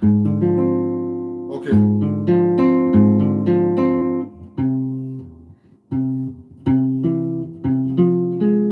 See that? They get the weird fingers on the 6th string. Oh yeah, looking great. Sound great. Thank you. So you can use that over that minor 7 flat 5 over a minor 6 or dominant 7th. Yeah, actually, just so you guys know, Okay. The minor 6 chord is actually is the same thing as a minor 7 flat 5. Okay, it has the same exact notes. They're the same inversions. 2 names for the same chord.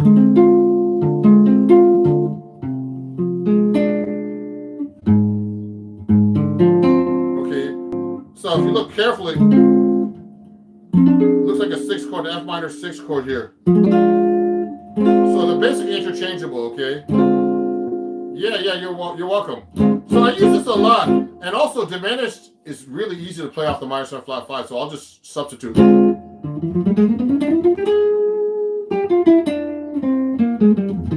Okay, I like to do that a lot. Or diminished from the roots.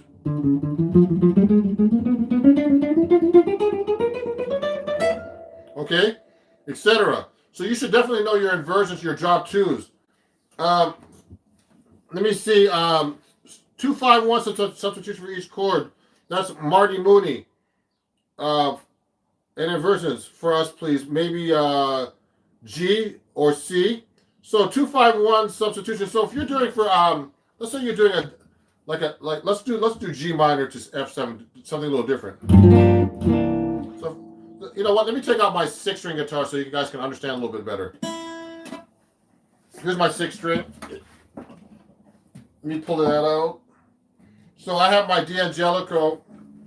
I'd like to thank D'Angelico Guitars for giving me a 6-string guitar. Let me show you something before I forget. I have some of these banners to show you guys. Can you play a jazz progression for practice purposes that's a little bit more advanced than 2-5-1? Sure. So let me see something here. Let me pull out my guitar first.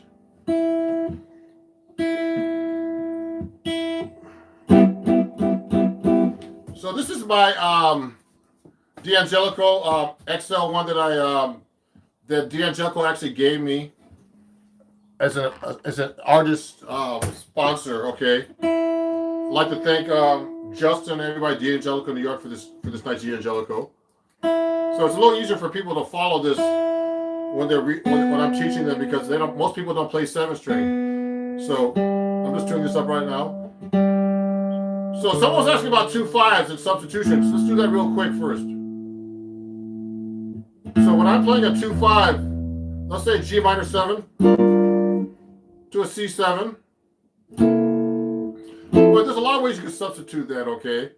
So I'm doing G minor 7, C7, to F major 7. Now, I mean, first one thing you can substitute is just like the basic notation. You don't have to play like a real straight minor 7. You can play minor 9 to a 13 to a 9. Okay. Another thing I like to do, you can make it into a minor 2-5, because remember, you don't have to play a straight 2-5 over a chord progression. You could just play. I'm gonna move this back a little bit so you guys can see my head cut off as much. And is that better? Let me fix this a little bit. Okay, that's maybe a little better. What I'm doing is this. I'm trying to show you substitutions. So I'm gonna go like this. Let me move this chair over. So I'm doing 9 to a 13 to a F major 7 9. Then I can just make it minor 7 flat 5. Oh, Angel. Yeah, he saw me on Marty Sports. My daughter's doing good. You can check her out, Lucia Jackson. So I like to alter my chords a lot, so you guys know if I'm doing a 2-5, I don't have to play a straight minor, a 2-5-1. I can go. I lowered the 5, kept the 9. Sharp 5 here. Change that to like a Lydian chord or something, So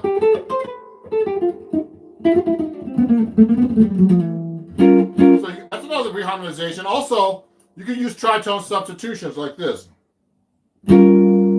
when I did, I just played like a minor 7 flat 5, or just straight minor, and then a G flat 7, which is a tritone substitution for the C, a tritone away.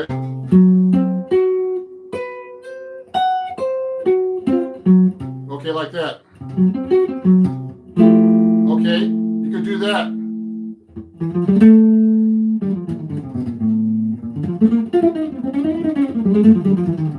Okay, so what I just did is a 2-5, minor 2-5, tritone substitution. Yeah, I played fusion before. So let me look at some of these questions. So I'm going to try to do some more complicated progressions in a minute. So some good complicated progressions are like Wayne Shorter tunes, things like that. I'm going to have to pull my real book out to look at a couple in a second. Let me look at these questions first. Oh yeah, what's the uses of classical melodic minor in jazz? So that's a great question, guys. So someone's asking about the melodic minor. Oh yeah, Angel, just so you know, if you want to take lessons with me, go to my website. Angel's asking about that. It's ronjacksonmusic.com. It's actually already on my page here if you want to take lessons, okay? Let me see if I can find those banners. I might have to have my assistant help me here. Oh yeah, here it is. So if you want to take lessons with me, you can take lessons with me actually on Patreon, okay? I'd like to thank all the new patrons that joined this week, actually. Oh, new patron alert. Oh, thank you, Christopher P. Oh, great. Christopher just joined. Thank you. So, yeah. So, Christopher just joined my Patreon. So, it's www.patreon.com/RonJacksonMusic. You can get lessons actually for $3. You get one lesson a month for $3 for free. And then if you get $9 a month, you get like 3 lessons and more. I usually give more. 25, you get unlimited. And I also do workshops. Because when I do this kind of workshop right now, it's like it's kind of limited. And also I'm going to be doing a special event this weekend featuring my book, Chords at Your Fingertips, from Acoustic Guitar. I'm a writer for Acoustic Guitar magazine, so you can get this book from Acoustic Guitar through me actually, and I can autograph it for you. And it comes with video and all kinds of shit, all kinds of stuff. Sorry. All kinds of stuff. Sorry about that. I almost said something bad. And so it's a great book. Let me see. Let me look at this now. Yeah, I still teach, Angel, so you know. So you can contact me here at ronjacksonmusic@gmail.com. So let me see. So the classical minor scale, the melodic minor. Let's go over that. I get a lot of questions here. So I give lessons, everybody, if you want. I've gotten quite a few students off of YouTube actually recently from all this. So let me show you the melodic minor. So melodic minor is very important, everybody. Okay. So let's go through let's just do a different key. Let's do F melodic minor. So now in jazz, so I'm playing F melodic minor all over the neck, okay? It's kind of hard to talk and play, but anyway. So what's happening is F melodic minor, or melodic minor in jazz we call it the jazz melodic minor or the real melodic minor. Okay, I had a video that came out a few days ago about this actually. It goes through all the melodic minor modes. So in classical, they raise, it goes up like, so the intervals is 1, 2, flat 3, 4, 5, 6, 7, 1. Okay, and the key of F is basically F, G, A flat, B flat, C, D, E, and F, okay? And now in classical, when they go back down, they lower it, which I think is kind of strange. See that?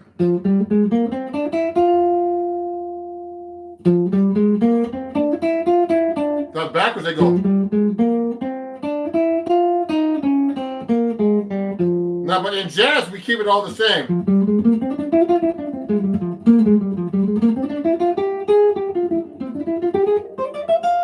So, when you're practicing on guitar, remember to always be able to play it all over the neck, anywhere.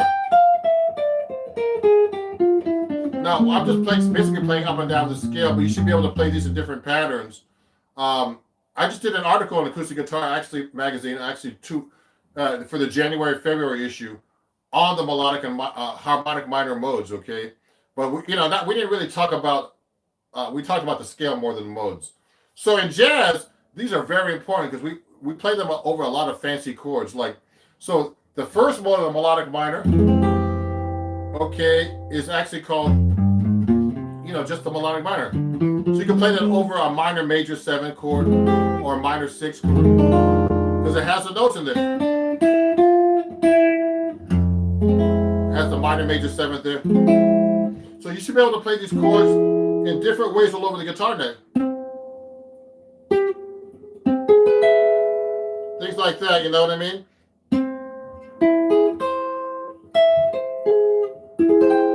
Every kind of voicing you possibly can. Not only from the root, but from any kind of interval or anything like that, okay? So a classic major scale. Oh, that's a good question. This comment, here's the thing, everybody. In classical, you're limited to the way your scales are played. So here's a typical C major classical. I have to think about this. I haven't played the guitar in a couple days, just so you know. Doesn't really matter. I just need to get warmed up a little bit. So the classical C major is like this. I should do a video about this too, man. It's like this.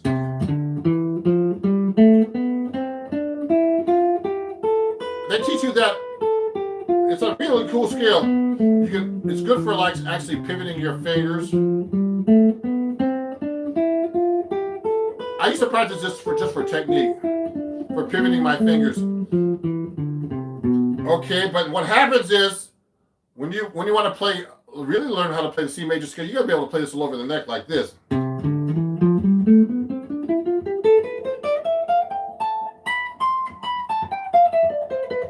See how I'm jumping around the neck? I can play it on one string.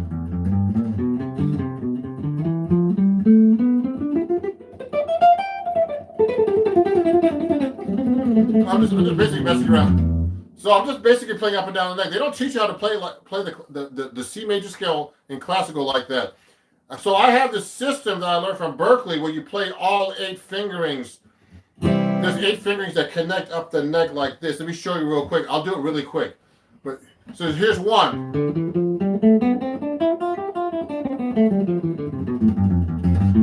2. 3. 4. 5.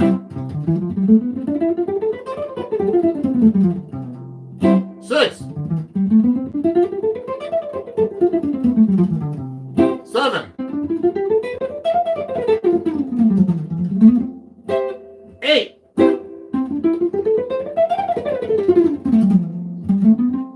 And they double, okay? So that covers the whole neck. And I actually have that written out. If you go to my website at www.ronjacksonmusic.com, those are all the 8 fingerings. It's a lesson that I teach. It has the tabs and everything. You can learn all 8 fingerings. And if you go this week, you get 20% off my website until the end of the week on everything, including my books and everything. And it's use code Sunday, okay? Use code Sunday, and you get 20% off everything on my website, including this book, Chords at Your Fingertips, okay? That's very important. You have to be able to play your scales up and down the neck without getting lost, okay? So let me look at some more questions here. And that's only the key of C, just so you know. So you're going to be able to play this in any key. So in the key of F. So I'm talking too much. Key of F, key of, any key. I mean, in jazz, you play all in different keys. So let's get back to the melodic minors. There's a bunch of questions here. Let me see what's going on here. So the melodic minor, we're going to get into that some more a little bit. I'm 50. I really want to learn jazz. Where do I start? So that's a great question. I'm going to answer all your questions a little bit in a second. So one at a time. So if you're 15, get a teacher. and start listening to records. Like I always tell people, when I went to Berkeley, the first thing that taught me is the real book. So I have the real book right here. Let me show you the real book. So the real book is really cool. It's a cool book, but that doesn't teach you how to play jazz. You're just looking at tunes. And most guitar players these days don't even know how to read, unfortunately. I know how to read notation. And the reason why I use tabs is because most of my guitar students don't know how to read. So it's important to learn how to read. So I have the William Levin book. I don't have it handy right now. But it's a great book. That's how I learned all my reading skills and chords and everything. And it's a great book. It's important to know tabs just to show you somebody how to play something, put the finger on the right string. But, the most important is to get a teacher, because when I was a kid, I was self-taught. So I thought I knew how to read. I knew all these chords, but I really didn't. When I went to Berkeley, I got my butt kicked. These guys from Japan going in there, going crazy, I was like, oh my God, these guys are playing jazz. And I was like, oh my God, I got to practice. So I would practice for hours and hours and hours and hours, and I used to practice about 5 to 8 hours a day, and I had good teachers, and I still study actually. I study with a drummer right now, and I studied over the years with. I took a workshop with Joe Paz. I had some great teachers at Berkeley. I studied with Rodney Jones. I've hung out with George Benson. Studied with Melvin Sparks, Bucky Pizzarelli, Pat Martino. Who else? There's some people I could have studied with, and I didn't. I should have taken that up, like Jim Hall. There's a bunch of people I could have studied with that I should have studied with too. That I regret not studying with. They passed away. So it's good to learn from teachers. That's the best thing to do, actually. So if you're 15, start like that. Now let me see. Do I ever play jazz fusion? Sure. You're getting your first bass. Okay, let me answer the next question. Then I'm going to get to your question too. So, I love BB King, so you know. And so someone, Greg Hollins was asking about that. Masha, how many hours a week do you recommend practicing? I recommend practicing as many hours as possible. Like, you know what? I'm so busy with my social media and business and stuff that I've been working on that right now. But I really need to practice.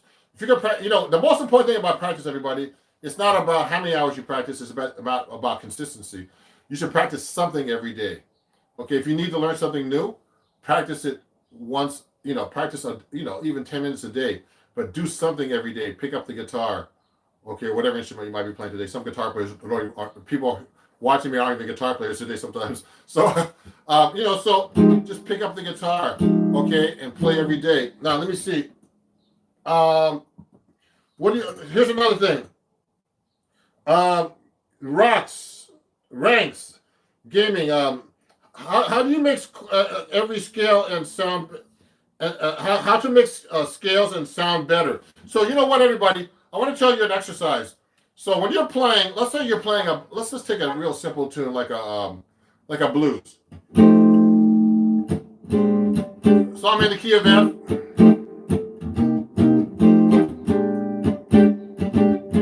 So when I'm playing through a song like that, now I have a lot of options, but what I like to do is I like to do this thing called the continuous scale exercise. So when I'm playing over the chord, I'll go like this, F. Now when I'm at the B flat, and then I just keep playing the scale all the way through until the next chord. F dominant. Now G, C7, F, C7, F dominant, B flat, F dominant, B flat dominant, B diminished, D7, C7.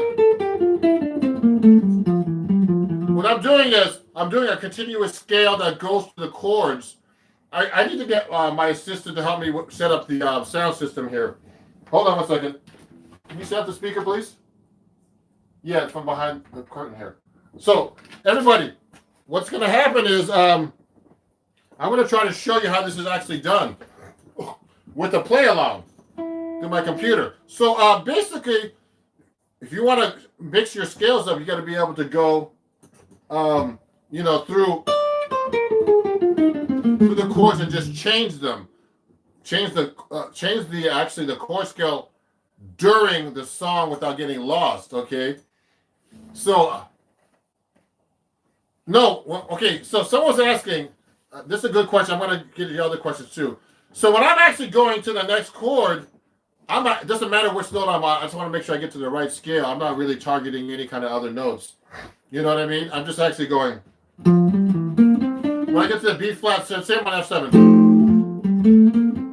Now when I get to the B flat, I'll be on the 13.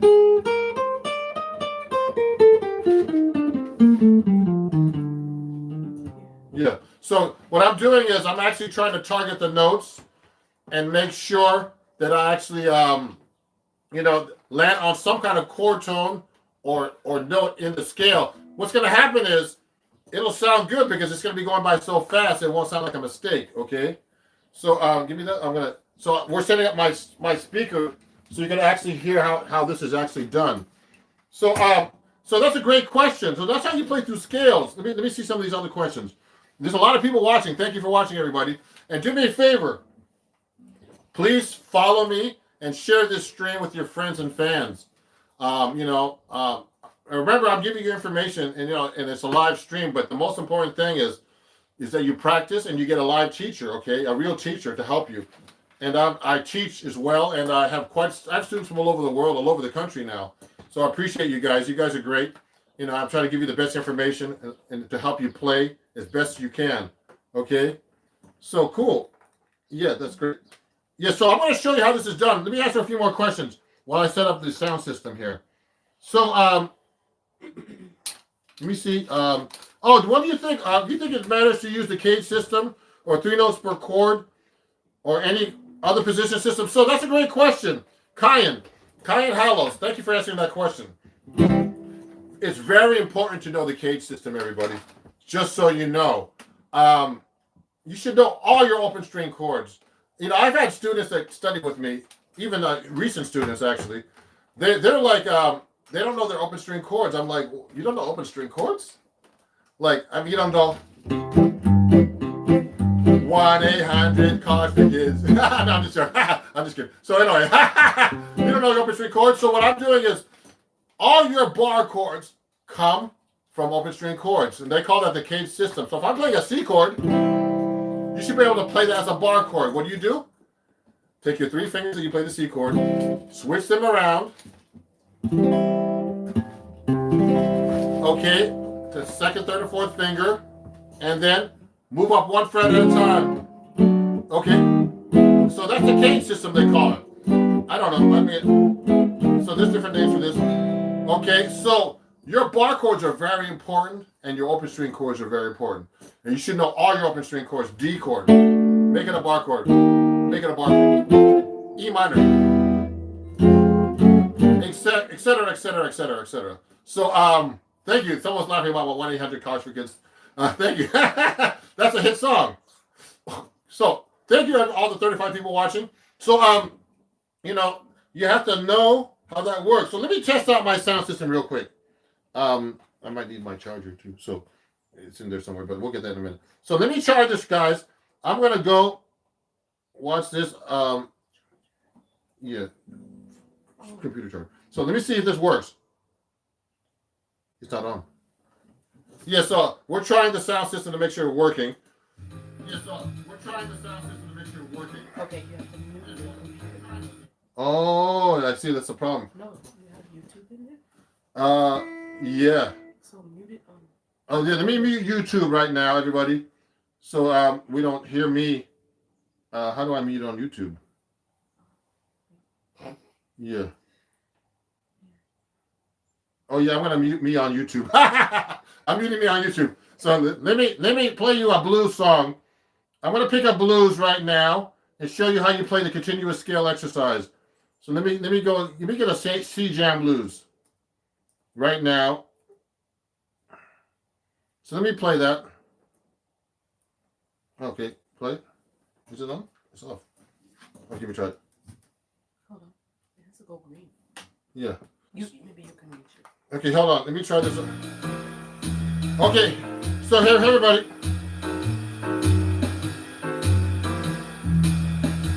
So here's a C blues. Here's the continuous scale.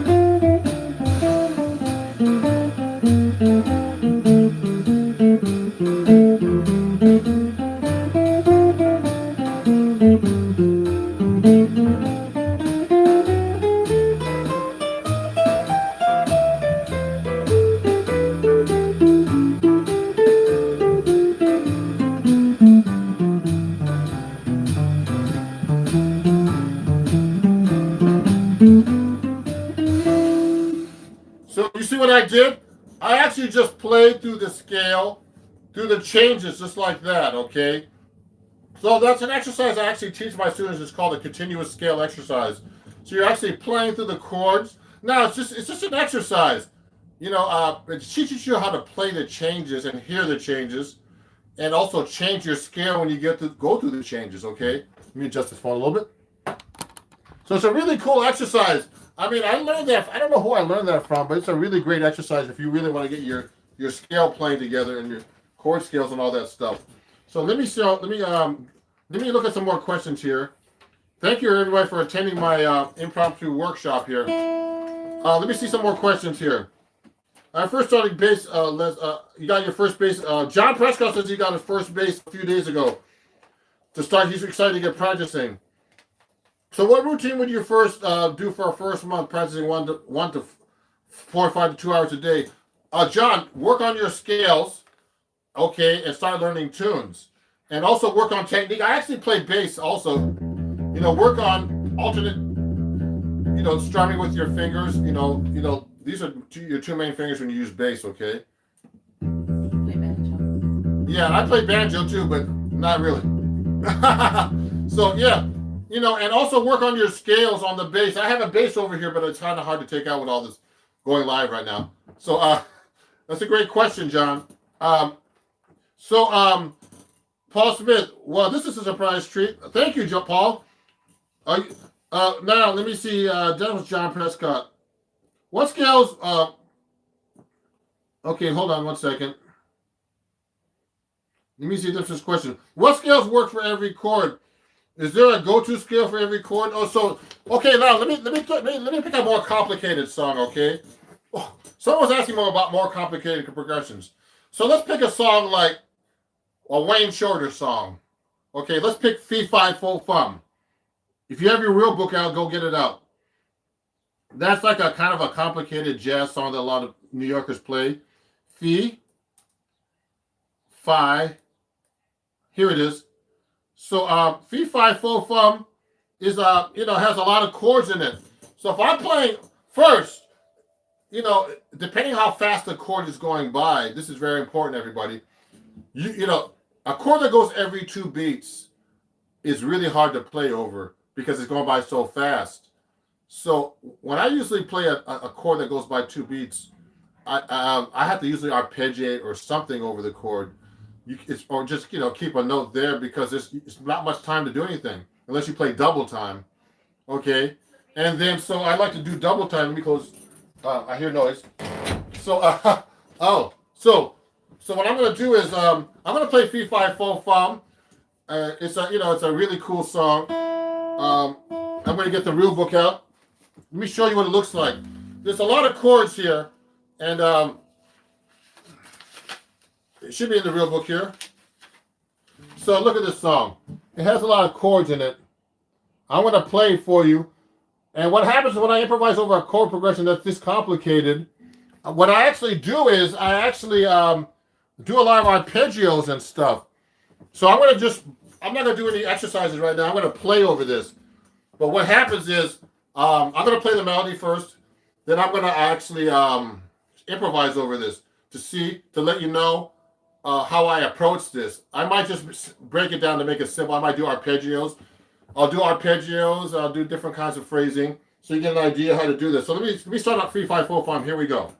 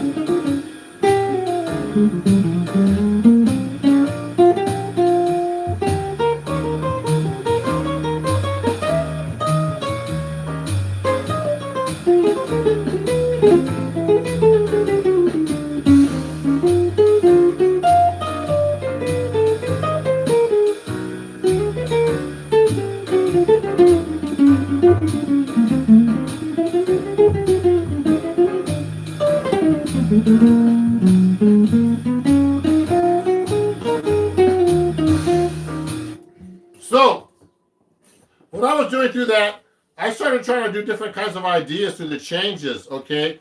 First, I started doing arpeggios, because there's a lot of chord changes, and they don't make sense, actually, sometimes. It's kind of like a giant steps kind of song. So the song I'm going over right now is 3-5-4-5, okay? And there's a lot of chord changes there. And some of it's kind of like a giant steps progression like this. Yeah, so it's a kind of a really cool song. Let me look at some of the questions. And what I'm doing is I'm using different techniques. Since there was so many chords, I started using double time phrases instead. So you can use like eighth notes, quarter notes, half notes. Hey. And what's happening is what I do is I start actually doing double time phrases through that to make it more interesting. But if you listen to Wayne Shorter, when this song came out, it wasn't an easy song to play back then in this, in the 60s, I think this came out. And so you have to kind of play more melodic through these kind of changes. But if you want, a lot of guys now just burn through the changes like this. Let me see something here. Let me see some of the questions that are coming up here. So everybody, just to remember, if you're enjoying the session, I'd like to thank my new Patreon today, Mr. Chris P. He just joined my Patreon. So, you can learn all these cool techniques, on my patreon.com, which is www.patreon.com/RonJacksonMusic. And, please join my Patreon. I'm starting to get a lot of fans and followers on there. And if you want to learn guitar and jazz guitar and help with everything like that, let me know. I teach as well. Also, if you like this guitar, this D'Angelico, so you know, I have this on my Amazon store. You know, I sell D'Angelico guitars on my Amazon store. Go to my Amazon store at www.amazon.com/shop/Ron Jackson Music, and you can pick up my guitar there. Yeah, thank you. Someone's saying I have really good. My shorts are really good. I'm going to answer all your questions right now, everybody. So this is like an impromptu day. So let me do before we keep going. Let me do Fee Fi Fo one more time. Fee Fi Fo Fum, and you know that's based on the Pinocchio series. So I'm going to show you how to do some techniques through that chord change, through those chord changes. So let me turn that back on for a second.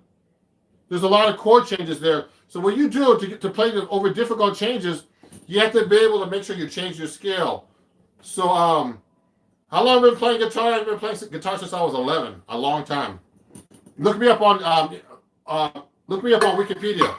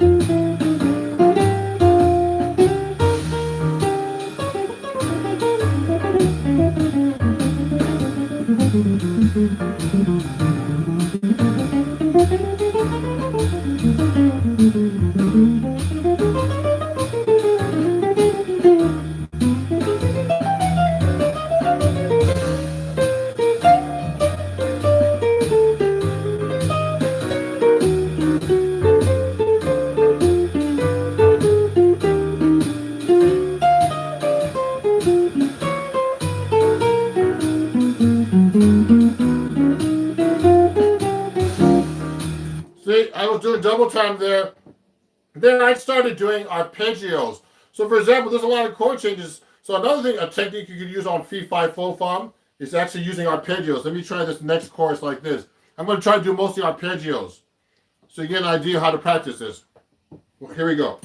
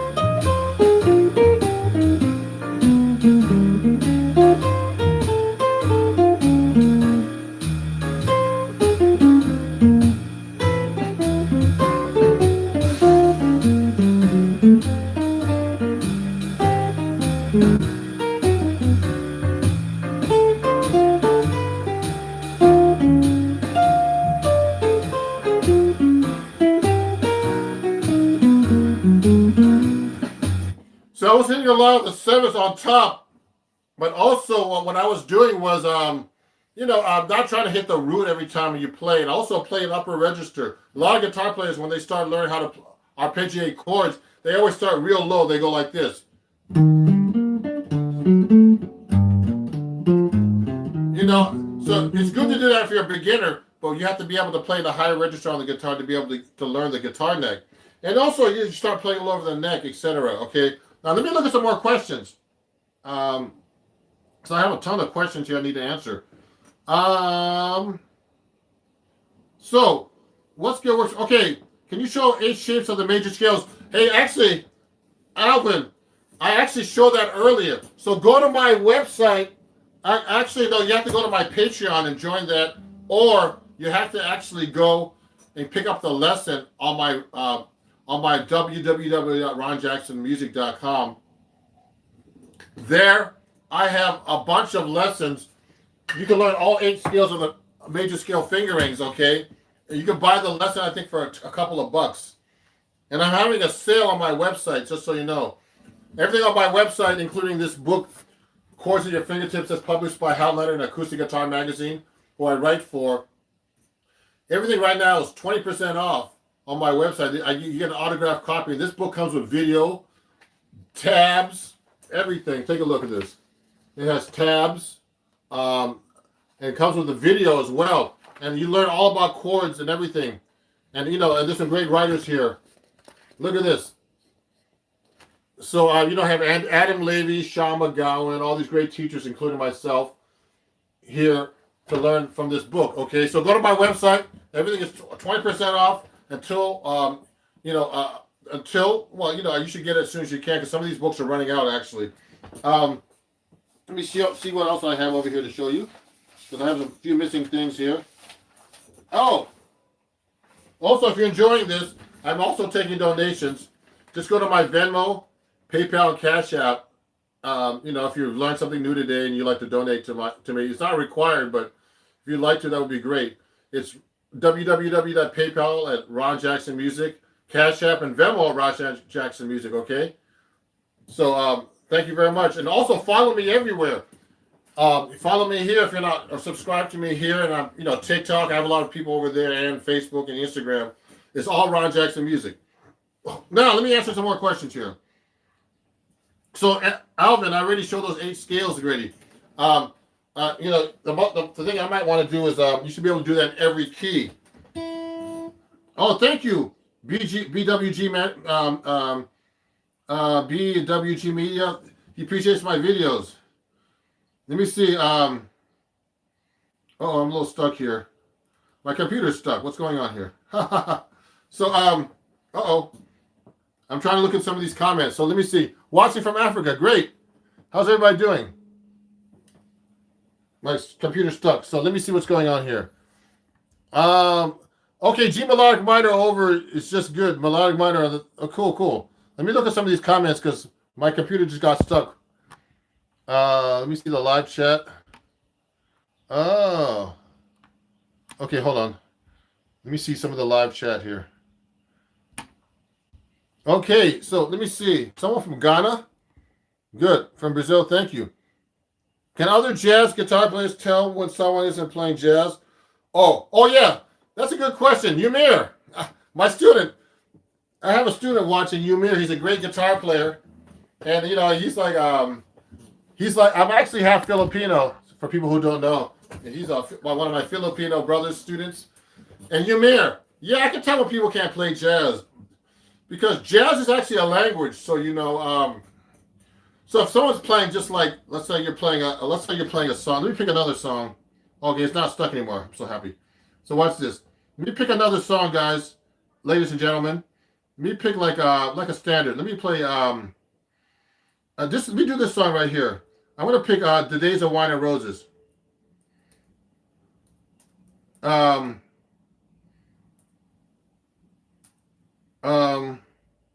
hope they have it here. Oh, let me see that. Days of Wine and Roses. I'm gonna pick a song for you guys, and I'm gonna play it like kind of medium up. Let's put it like a 160.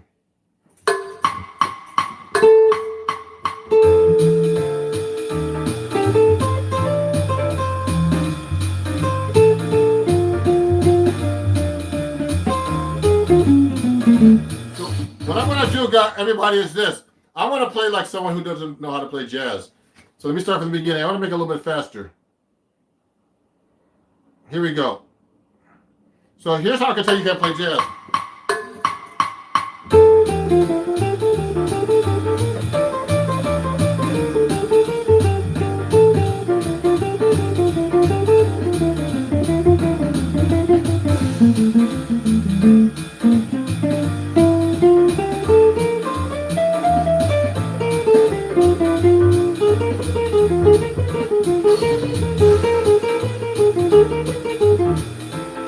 I'm kind of exaggerating, but what happens is, what am I doing here?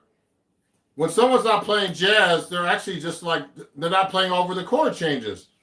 So they're playing the same scale. I was just playing an F major scale over there are all these chords going through the song of Days of Wine and Roses. Days of Wine and Roses has a lot of chords. Let me see if I have it in this book. Days of Wine and Roses. It might not be in this book actually, but the Days of Wine and Roses. Anyway, so when I'm playing through this song, here's how it should sound. You should sound like you're playing jazz, over the chord changes. Let me turn this up a little bit. Here we go.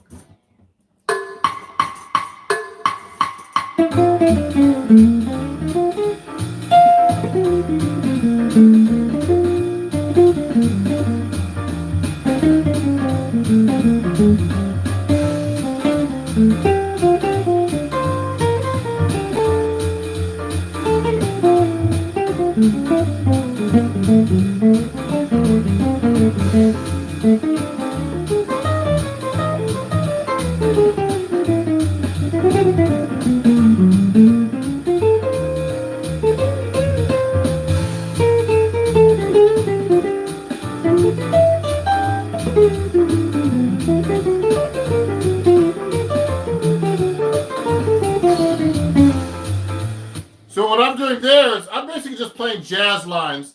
I'm not playing anything fancy yet, okay? But you can tell I'm actually playing over the chord changes.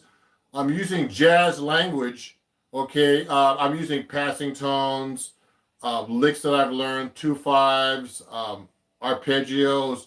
I mean, I'm using all kinds of stuff. All kinds of stuff I've learned over the years to play when I'm playing jazz guitar. So someone who knows how to play jazz, they really know the language, and they know I'm using all kinds. Also, the rhythms are very important. So I'm playing a lot of eighth notes. I'll do triplets, all kinds of different things. I could do double time phrases. At this speed, it's going to be really fast to do double time. Actually, I'm going like at 170, but it's possible. Let me show you how different techniques I can use, and I'll say them out loud when I do that. Ready? Here we go. So eighth notes. Triplet. Eight notes. Triplet.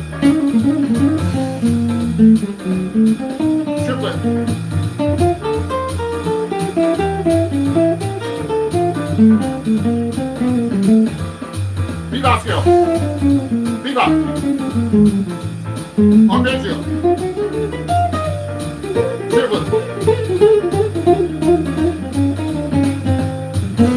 Triplet. Arpeggio.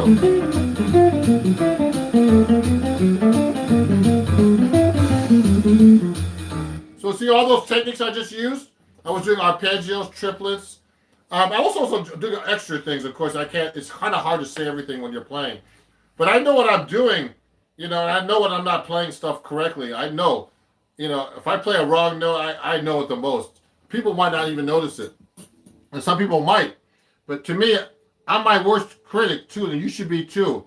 So let me get back to the questions before I finish up here, because I got to eat lunch soon. But this has been a great live session, everybody. Now, if you enjoyed this, definitely please follow me and subscribe. Join my Patreon. We had a new patron today. I appreciate you, Chris P. And also go to my website, ronjacksonmusic.com. Use code Sunday. And this week you get 20% off everything. 20% off. Use code Sunday. Celebrating 1 year of Sunday Evening Jazz. That's on my Instagram channel. And thank you for all my 25,000 subscribers and followers on Instagram. Let me see. This. I have a class in 3 minutes. Oh, sorry, John. There's a lot of questions here. Oh my God. Hello, jazz is the toughest of all of them. Do you recommend beginner play to start with jazz? Yes, if you're a beginner, start with jazz. I would start with jazz because, there's nothing wrong with starting with jazz. If you start with jazz, it's really, classical is hard too. If you start with classical, that's hard too. So they saw a lot of guys back years ago in classical guitars. So you should definitely start with jazz. Okay, let me see this. That's cool. Can you play any sing-alongs like Wagon Wheel? Yeah, I played G major pentatonic over that just now. Okay. Cheers from Chile. Let me see if there's other questions. Oh yeah, so yeah, thank you, Yumir. He thanked me for putting up the so someone's asking me about the George Benson picking technique. So you know what? Let me see, that's Shiva Savananda. So yeah, I basically use the George Benson picking technique, but it's weird. Recently I've been straightening out a little bit sometimes. I don't know why. But the George Benson picking technique is basically a sideways technique like this. I hit the string like this. If you watch carefully, my pick is more at this angle. Not straight, but more this angle. So you get a lot more speed. When I was playing years ago, I studied with Rodney Jones. He helped me with this technique, and I've also hung out with George Benson a lot. At one point back in the in the late '90s, I used to hang out with him. You know, he's taking me out to dinner, and I've been hung out. You know, and hung out with him backstage. And he uses this technique where it's sideways like this. So it's really a weird technique. Sometimes I start straightening out because some of you need to first, if you want to use the George Benson picking technique, you need to you should definitely use flat wound strings, because when you turn the pick sideways and you have a round wound string, you're gonna have a scratchy, scrapey sound. I can prove that on you. Where's my other stand here? Oh, here it is. So if I'm playing my 7-string guitar, let me show you. I have a round wound string on this thing. So on my 7th string, this is hard to switch between these things too. I'll tell you, everybody. So that 7th string has actually it's a wound 7th string. So listen, you hear that sound? You hear it less here, but I can hear it now because I'm actually not playing that loud, but I can hear it acoustically. But here, you can really hear that scrapey sound. So the George Benson picking technique is basically playing sideways. It really helps you build speed up. So let me show you something right now. I'm going to play a fast rhythm changes song, like I Got Rhythm, and really fast. And it really helps you with playing really, really fast. I'm going to put this up pretty high. Not that. That's slow. I'll put it up to 300. Okay, I'm going to play this at 300 metronome markings per minute. And this technique really helps you play with up tempos, and that could be faster. That's not even that fast. So let me show this. Let me show you.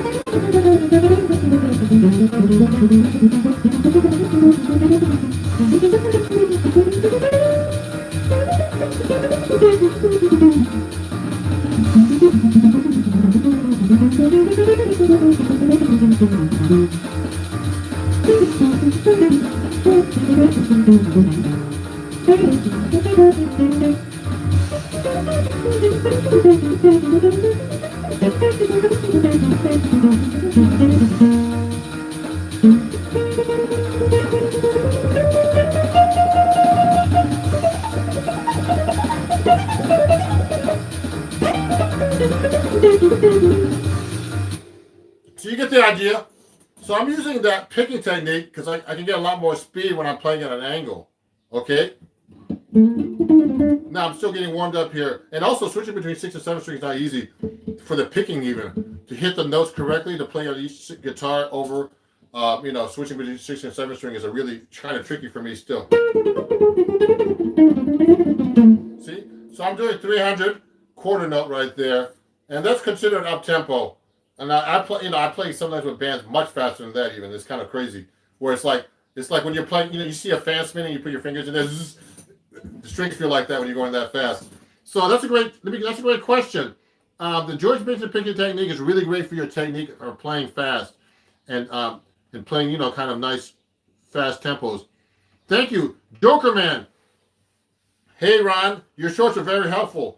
I'm a new to jazz guitar. I was wondering what kind of scales you play over a minor major 7 chords. So Joker Man, on minor major 7 scales you use melodic minor, or you can use the Dorian also. No, actually no, melodic minor, or harmonic minor too. So here's an F major.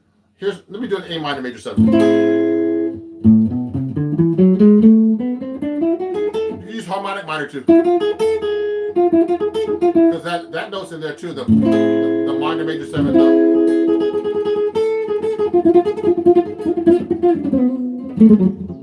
Okay.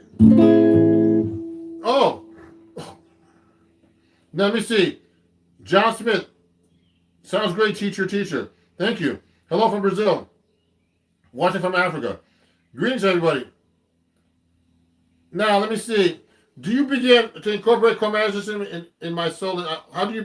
So, chromatic system. That's an interesting question.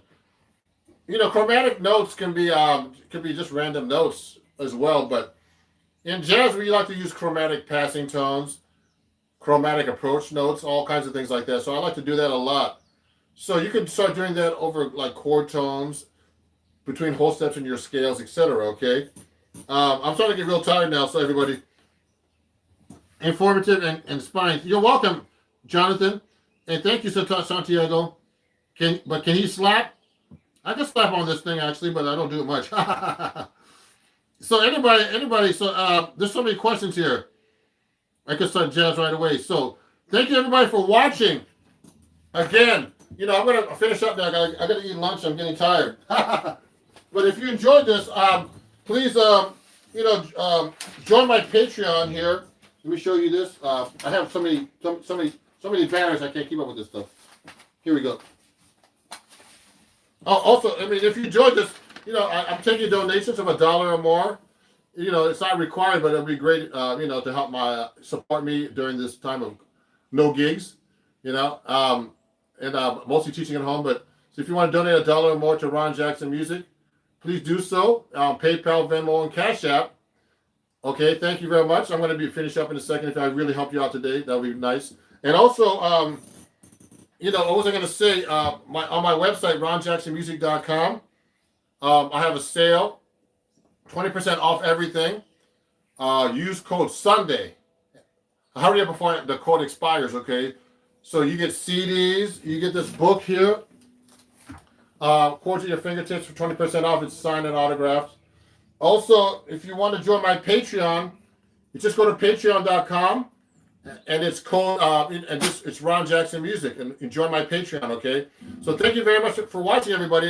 It was really great having you. I'm going to be doing these live sessions at least once a week or twice or two or three times a week, just answering questions, okay? But there's nothing like a real workshop when I present a workshop where you can actually play or taking a lesson with a guitar teacher like myself, okay? And I'm looking forward to hearing back from you guys. And please follow me. Please share this channel with all your friends and family. And I'll go all over the place and follow me there too. TikTok, Instagram, Facebook, wherever. Twitter. Have a great day, everybody. And thank you for watching. Okay. Bye-bye. Here you go. Here you go.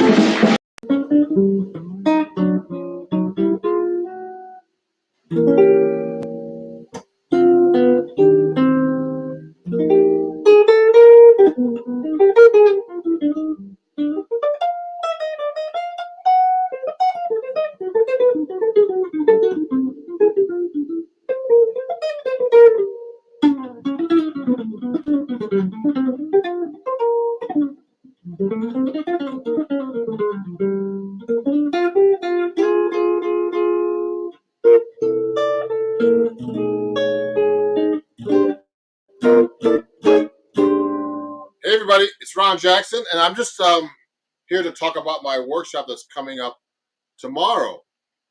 And I haven't been on Facebook or my groups or anything in a while. Actually, I've been mostly streaming to Instagram, and and YouTube. But right now I'm on YouTube, Facebook, and my Facebook group called Behind the Scenes with Ron Jackson.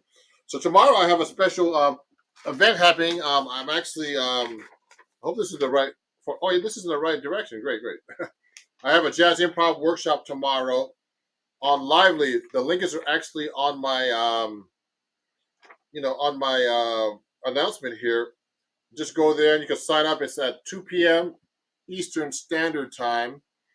And I'm going to be doing a workshop about jazz improvisation, particularly for people who are beginning jazz improv. So you can sign up. You can watch them all over the world, actually. And you can watch the playback for 7 days. Okay. And I see, I'm made over there on YouTube. And thank you for watching. So yeah, so I'm going to be doing this workshop tomorrow, and this is a last minute announcement for everybody to come watch that. Okay. And I'll be talking about some different techniques. I'm going to be talking about the Barry Harris technique of improvisation, where you practice your scales the way he does over chord changes. Okay.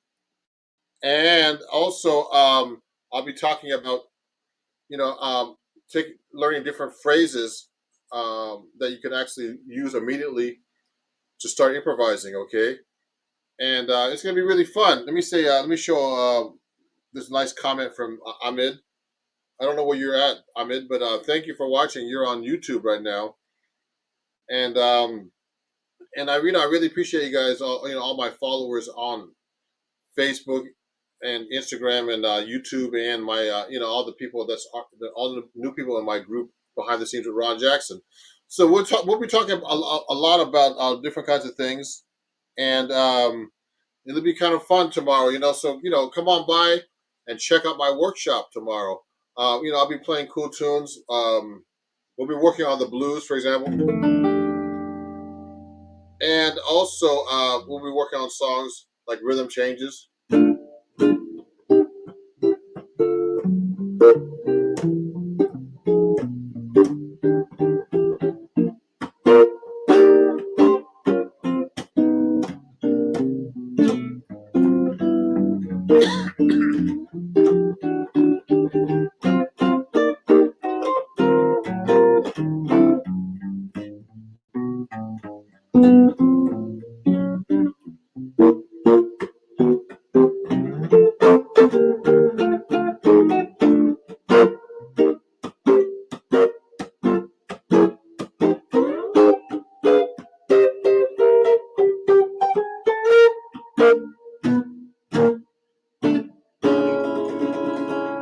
Hey, thank you, Anna.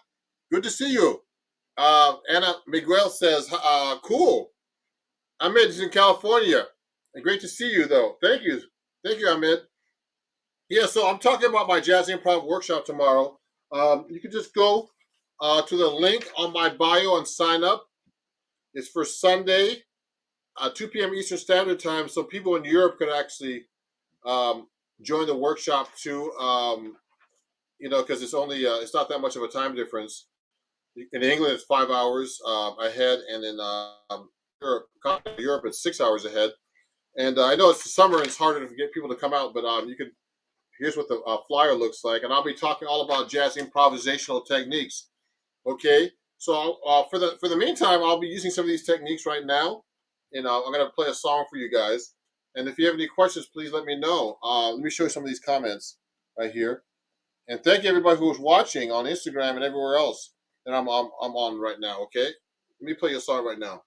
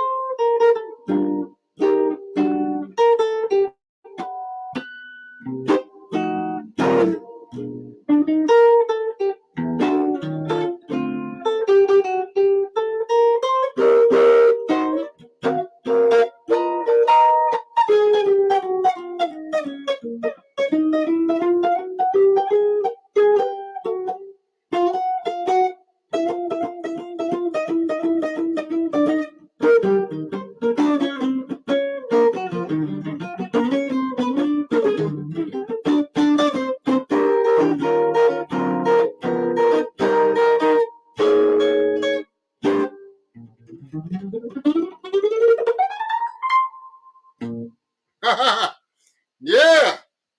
Thank you, everybody. You can hear me? Oh, good, good, good. Ymir, my great student over there. He's on YouTube right there. I'm actually broadcasting to a few different places right now. And Ymir's going to be at my workshop tomorrow. This is what all this is all about.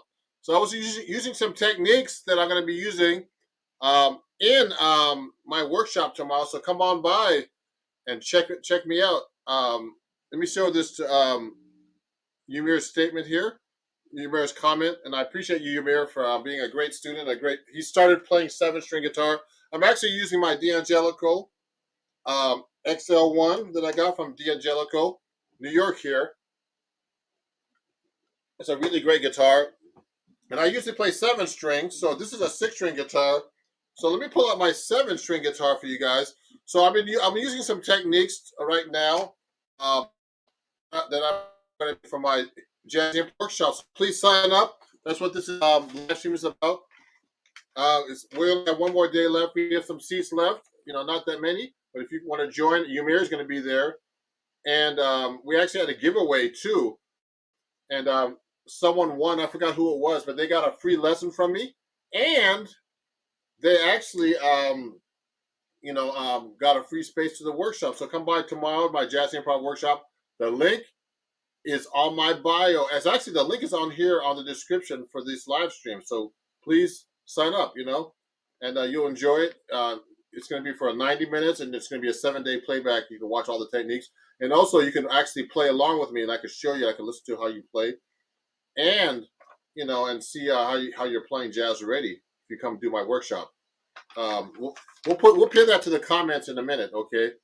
Let me see who some of the comments here. Oh, thank you, John. John Thomas says he loves my stuff. I appreciate you, John. Thank you. I'm trying the best I can. I want to pull out my my 7-string guitar right now because I play that too often. So let me show you right now. So this is my 6-string, but I'm going to pull out my 7-string right now. I'm going to take the cable out. And if you have any questions, please send them to me. I'll sign up and take the class if you follow me on Twitch. Okay. Oh, you know what? Okay. Sure. The thing is, I don't even know if I have a Twitch account. I've never used Twitch, but I mean, I'll sign. I'll follow you on Twitch anyway. Even if you don't sign up, but that would be nice if you could sign up for my class. That would be great. But Twitch, I've never been on Twitch much, so I've got to go up. I've got to actually do some stuff on Twitch and join that and stream from there too. I heard it's good. I should have started Twitch. Last year when the pandemic started, someone suggested I do that. Oh yeah, so Crazy Birdman says, how long have you been practicing? So Crazy Birdman, the Crazy Birdman, I've been practicing for years. I still need to practice since I was a kid. I don't practice enough, I don't think so. Yes, I need to practice. I need to practice more.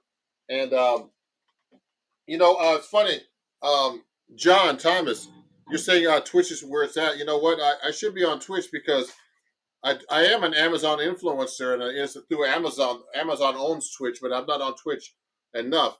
And I need to go on Amazon Live because I'm for my influencer account, but I'm not on there enough because it's hard to keep up with all this stuff, everybody. So it's hard to keep up with all the all the channels I have. YouTube, Instagram, TikTok. So please follow me there everywhere, everybody at Ron Jackson Music. Hey, let me see. Juan. Hey, Juan. Let me see. Show Juan's. Juan says hello. Where are you from, Juan? Great to hear from you. And yeah, thank you. John says he will sign up. So, John, I'll see you tomorrow. So that's what we're talking about today. We're talking about my Instagram, my workshop tomorrow. This is what this live stream is about. This is a last minute push. It's kind of like the telethon. But I'll just play songs for you. I can't give you away all the techniques I'm using. But Ymir already knows my technique because he studies with me. So Ymir's watching right now. He just came over for a lesson, actually, everybody. He studies privately with me. He's a great guy, Ymir. I'll show his name up here.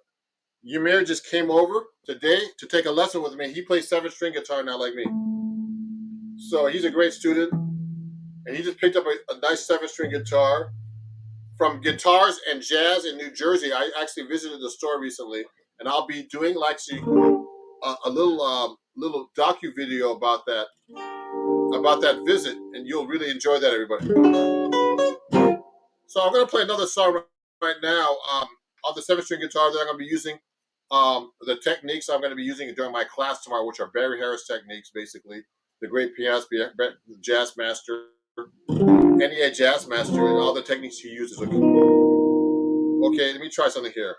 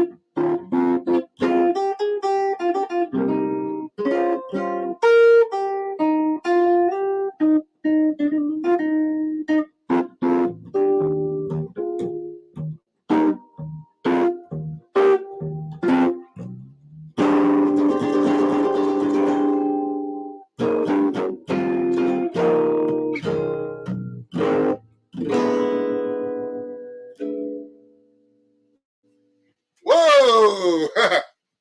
That was John Coltrane's Moment's Notice. And I just played that at a moment's notice. I have some new comments here. Hey!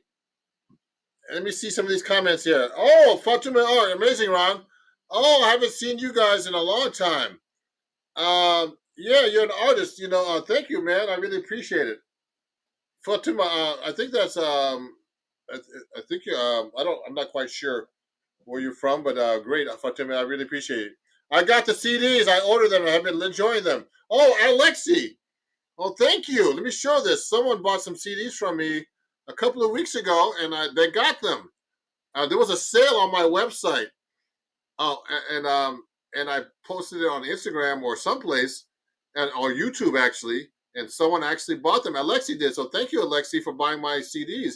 And if you guys enjoying this, you know, your guitar players, this is all about what I'm going to be teaching you tomorrow at my lively workshop, jazz improv workshop.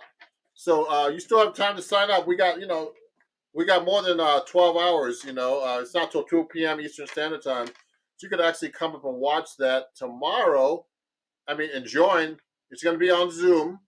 And we can have, you know, a lot of people on Zoom. Please, you can pull out your guitars and actually play and, you know, and learn the techniques I use to improvise on jazz. Now, you know, I'm doing solo guitar, so it's much harder. I don't have a band behind me right now, so I have to do a kind of everything. So I'm doing like you know, a walking bass, chords. But tomorrow I'm going to just show you how to solo, okay? Which I'm really good at when I have a band too. So please join my jazz improv workshop on Lively. Just go to lively.com. Actually, the link's on my bio right here on the description, and also, you know, you could go to my link tree or any place you'll find this. And you can actually join. A couple of people watching it right now are going to be there tomorrow. So it's going to be a fun day. You know, it's my first workshop was successful. I'll be doing one every 3 months. This is my summer workshop. So let me show you, Alexia. Oh, you're from Egypt. Oh, cool. Thank you for watching from Egypt. That's great. I know a lot of Egyptian people here in New York. I just met on a gig some musicians that were from Egypt that, you know, that sing pop that grew up here. They were on Staten Island. And I would love to go there. You know, I've never been there. The closest I've been to Egypt was Israel. I played there a few years ago. But solo guitar, the best though. Oh, thank you. Oh, thank you, Ahmed. You're a great guitarist. I'm trying my best, you know, to play by myself here. I really appreciate you guys, and I appreciate you guys all my followers, everything, everywhere. And you know, please follow me everywhere at Ron Jackson Music. And I'll be doing some touring in the Midwest next year with my band. I'm going to have a new album out. So come on by. You know, my gig. If you know places I can play in Egypt or wherever you guys are at, let me know. I'll get my you know, my team to help book me over there. You know what I mean? So let me do like a bossa nova for you guys. So these are the techniques I'm going to be using during the Jazz Improv workshop, particularly the soloing. You know, we'll be working on bebop licks. You know, all kinds of different phrases. I'm just going to be playing for you today, but you know, this is you know, what a preview of what you're going to be learning for the workshop tomorrow. My jazz improv workshop, which this broadcast is all about. Let me do something for you.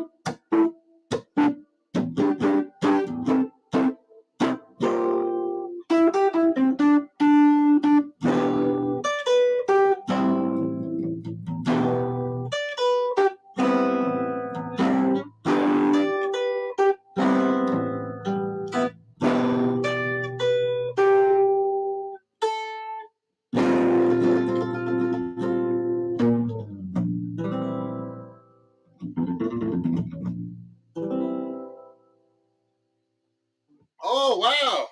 Thank you, everybody. That was called Gentle Rain. It's one of my favorite kind of bossa novas. Thank you. Thank you, Alex Drosky, 82. Yeah, I'm just playing for you guys a little bit. I'm just talking mainly about my workshop tomorrow, recruiting people to come by. We still have a few spaces left, so we would like you to come by. We had a giveaway, and someone actually won a free space for tomorrow and a free lesson with me.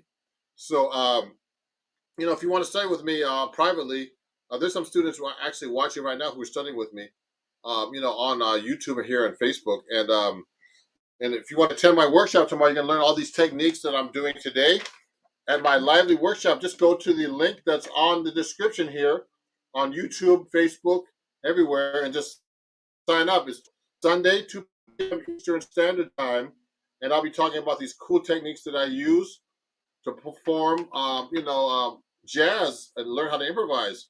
It's called, it's at Lively, okay? That's the website, Livly, and it's my jazz improv workshop.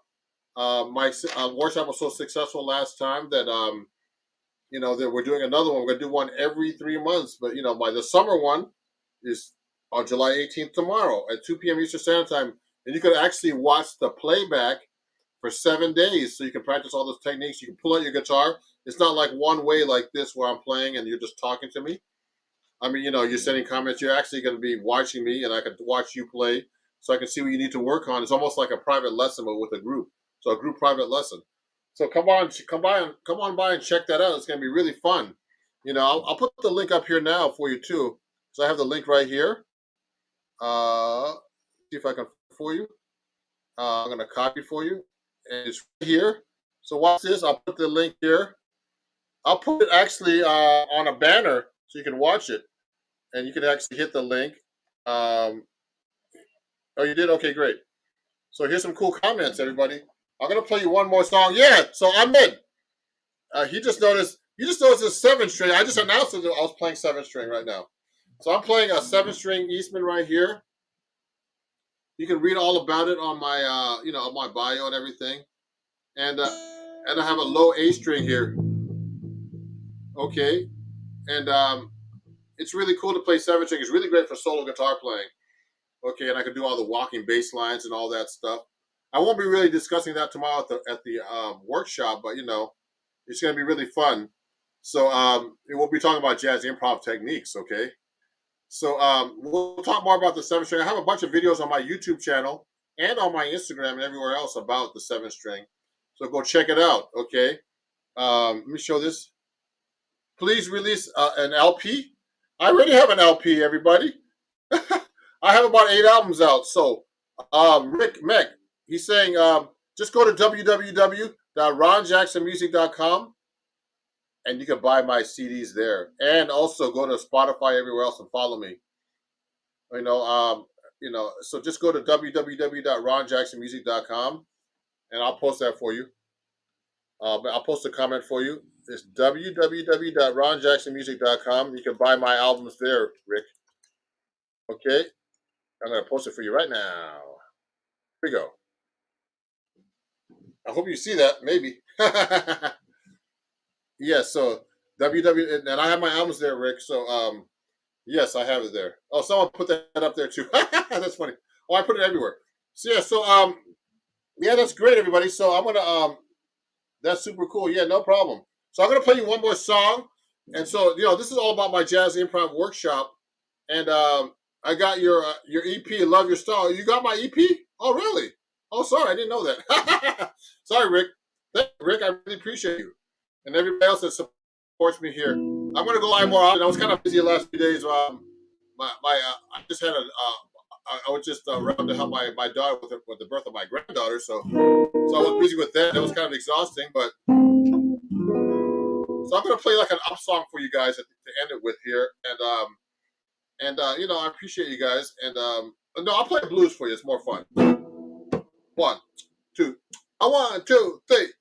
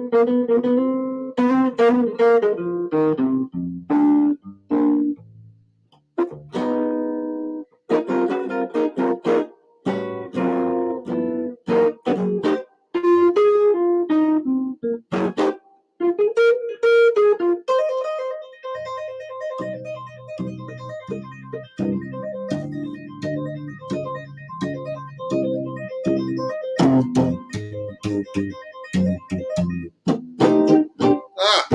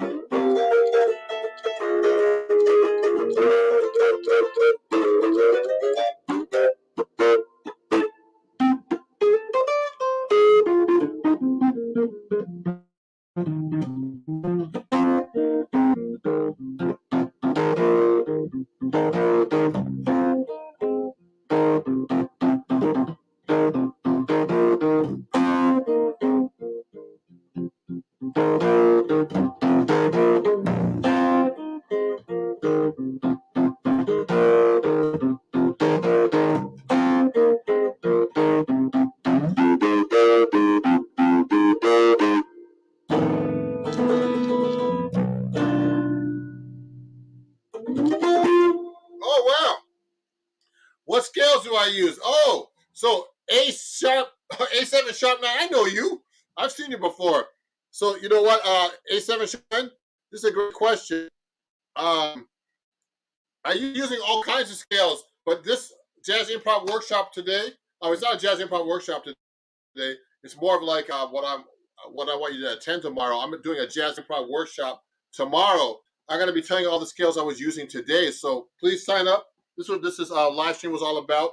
Me playing some of the techniques I was using in my jazz improv workshop tomorrow. So go to lively.com or go to my link on my bio here or on the description and sign up. It's the last day to sign up for my jazz improv workshop. We have a few spaces left. And I'll show you all the techniques tomorrow. And also, I can finally see what you guys are doing by attending my workshop. I want to hear how you guys actually play. So go sign up at Lively. It's tomorrow, Sunday, July 18th, 2 p.m. Eastern Standard Time. So most people everywhere can watch this, from California all the way to Europe and Australia. I've had many people attend. So come by and watch this. Attend my Jazz Improv workshop. Sign up now. And there's a link on my bio. Link everywhere. Link on the description here and on YouTube.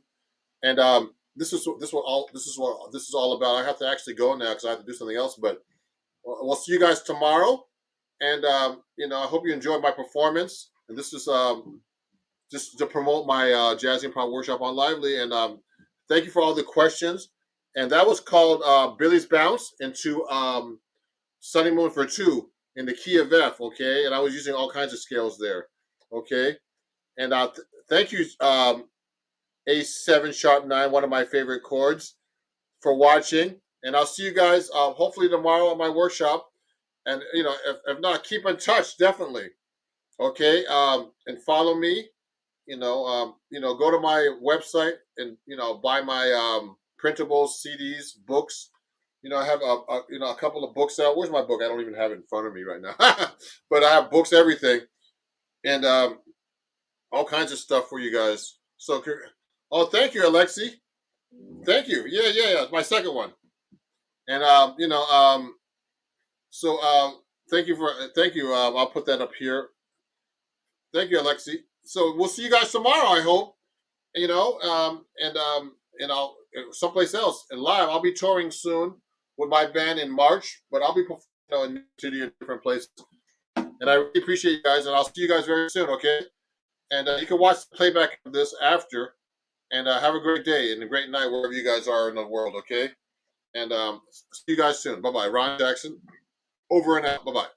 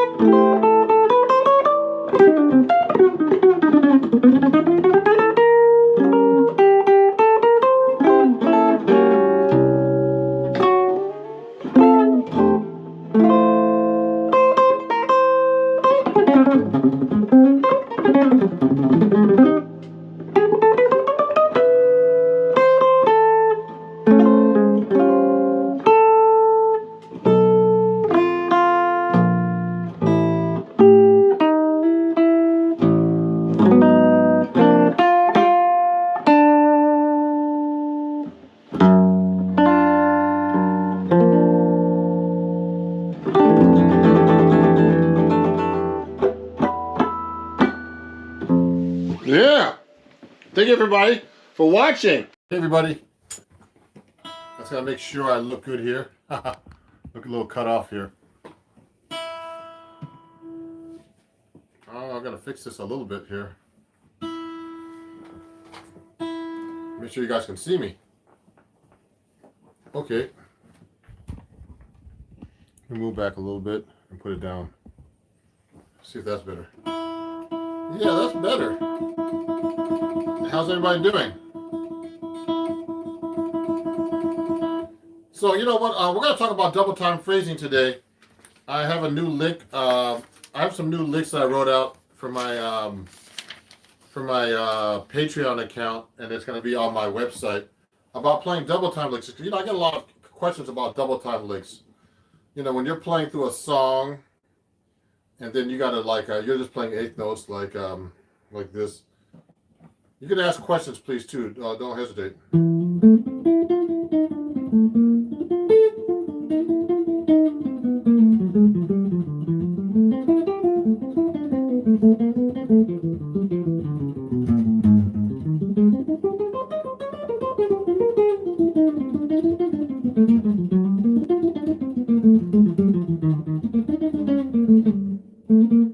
So what I'm doing, basically, I'm just these are all these licks that I really know by heart that I can just play through changes. The thing is, if you're playing a jazz standard, you've got to be able to like say you're playing. I'm gonna put on Satin Doll in a minute.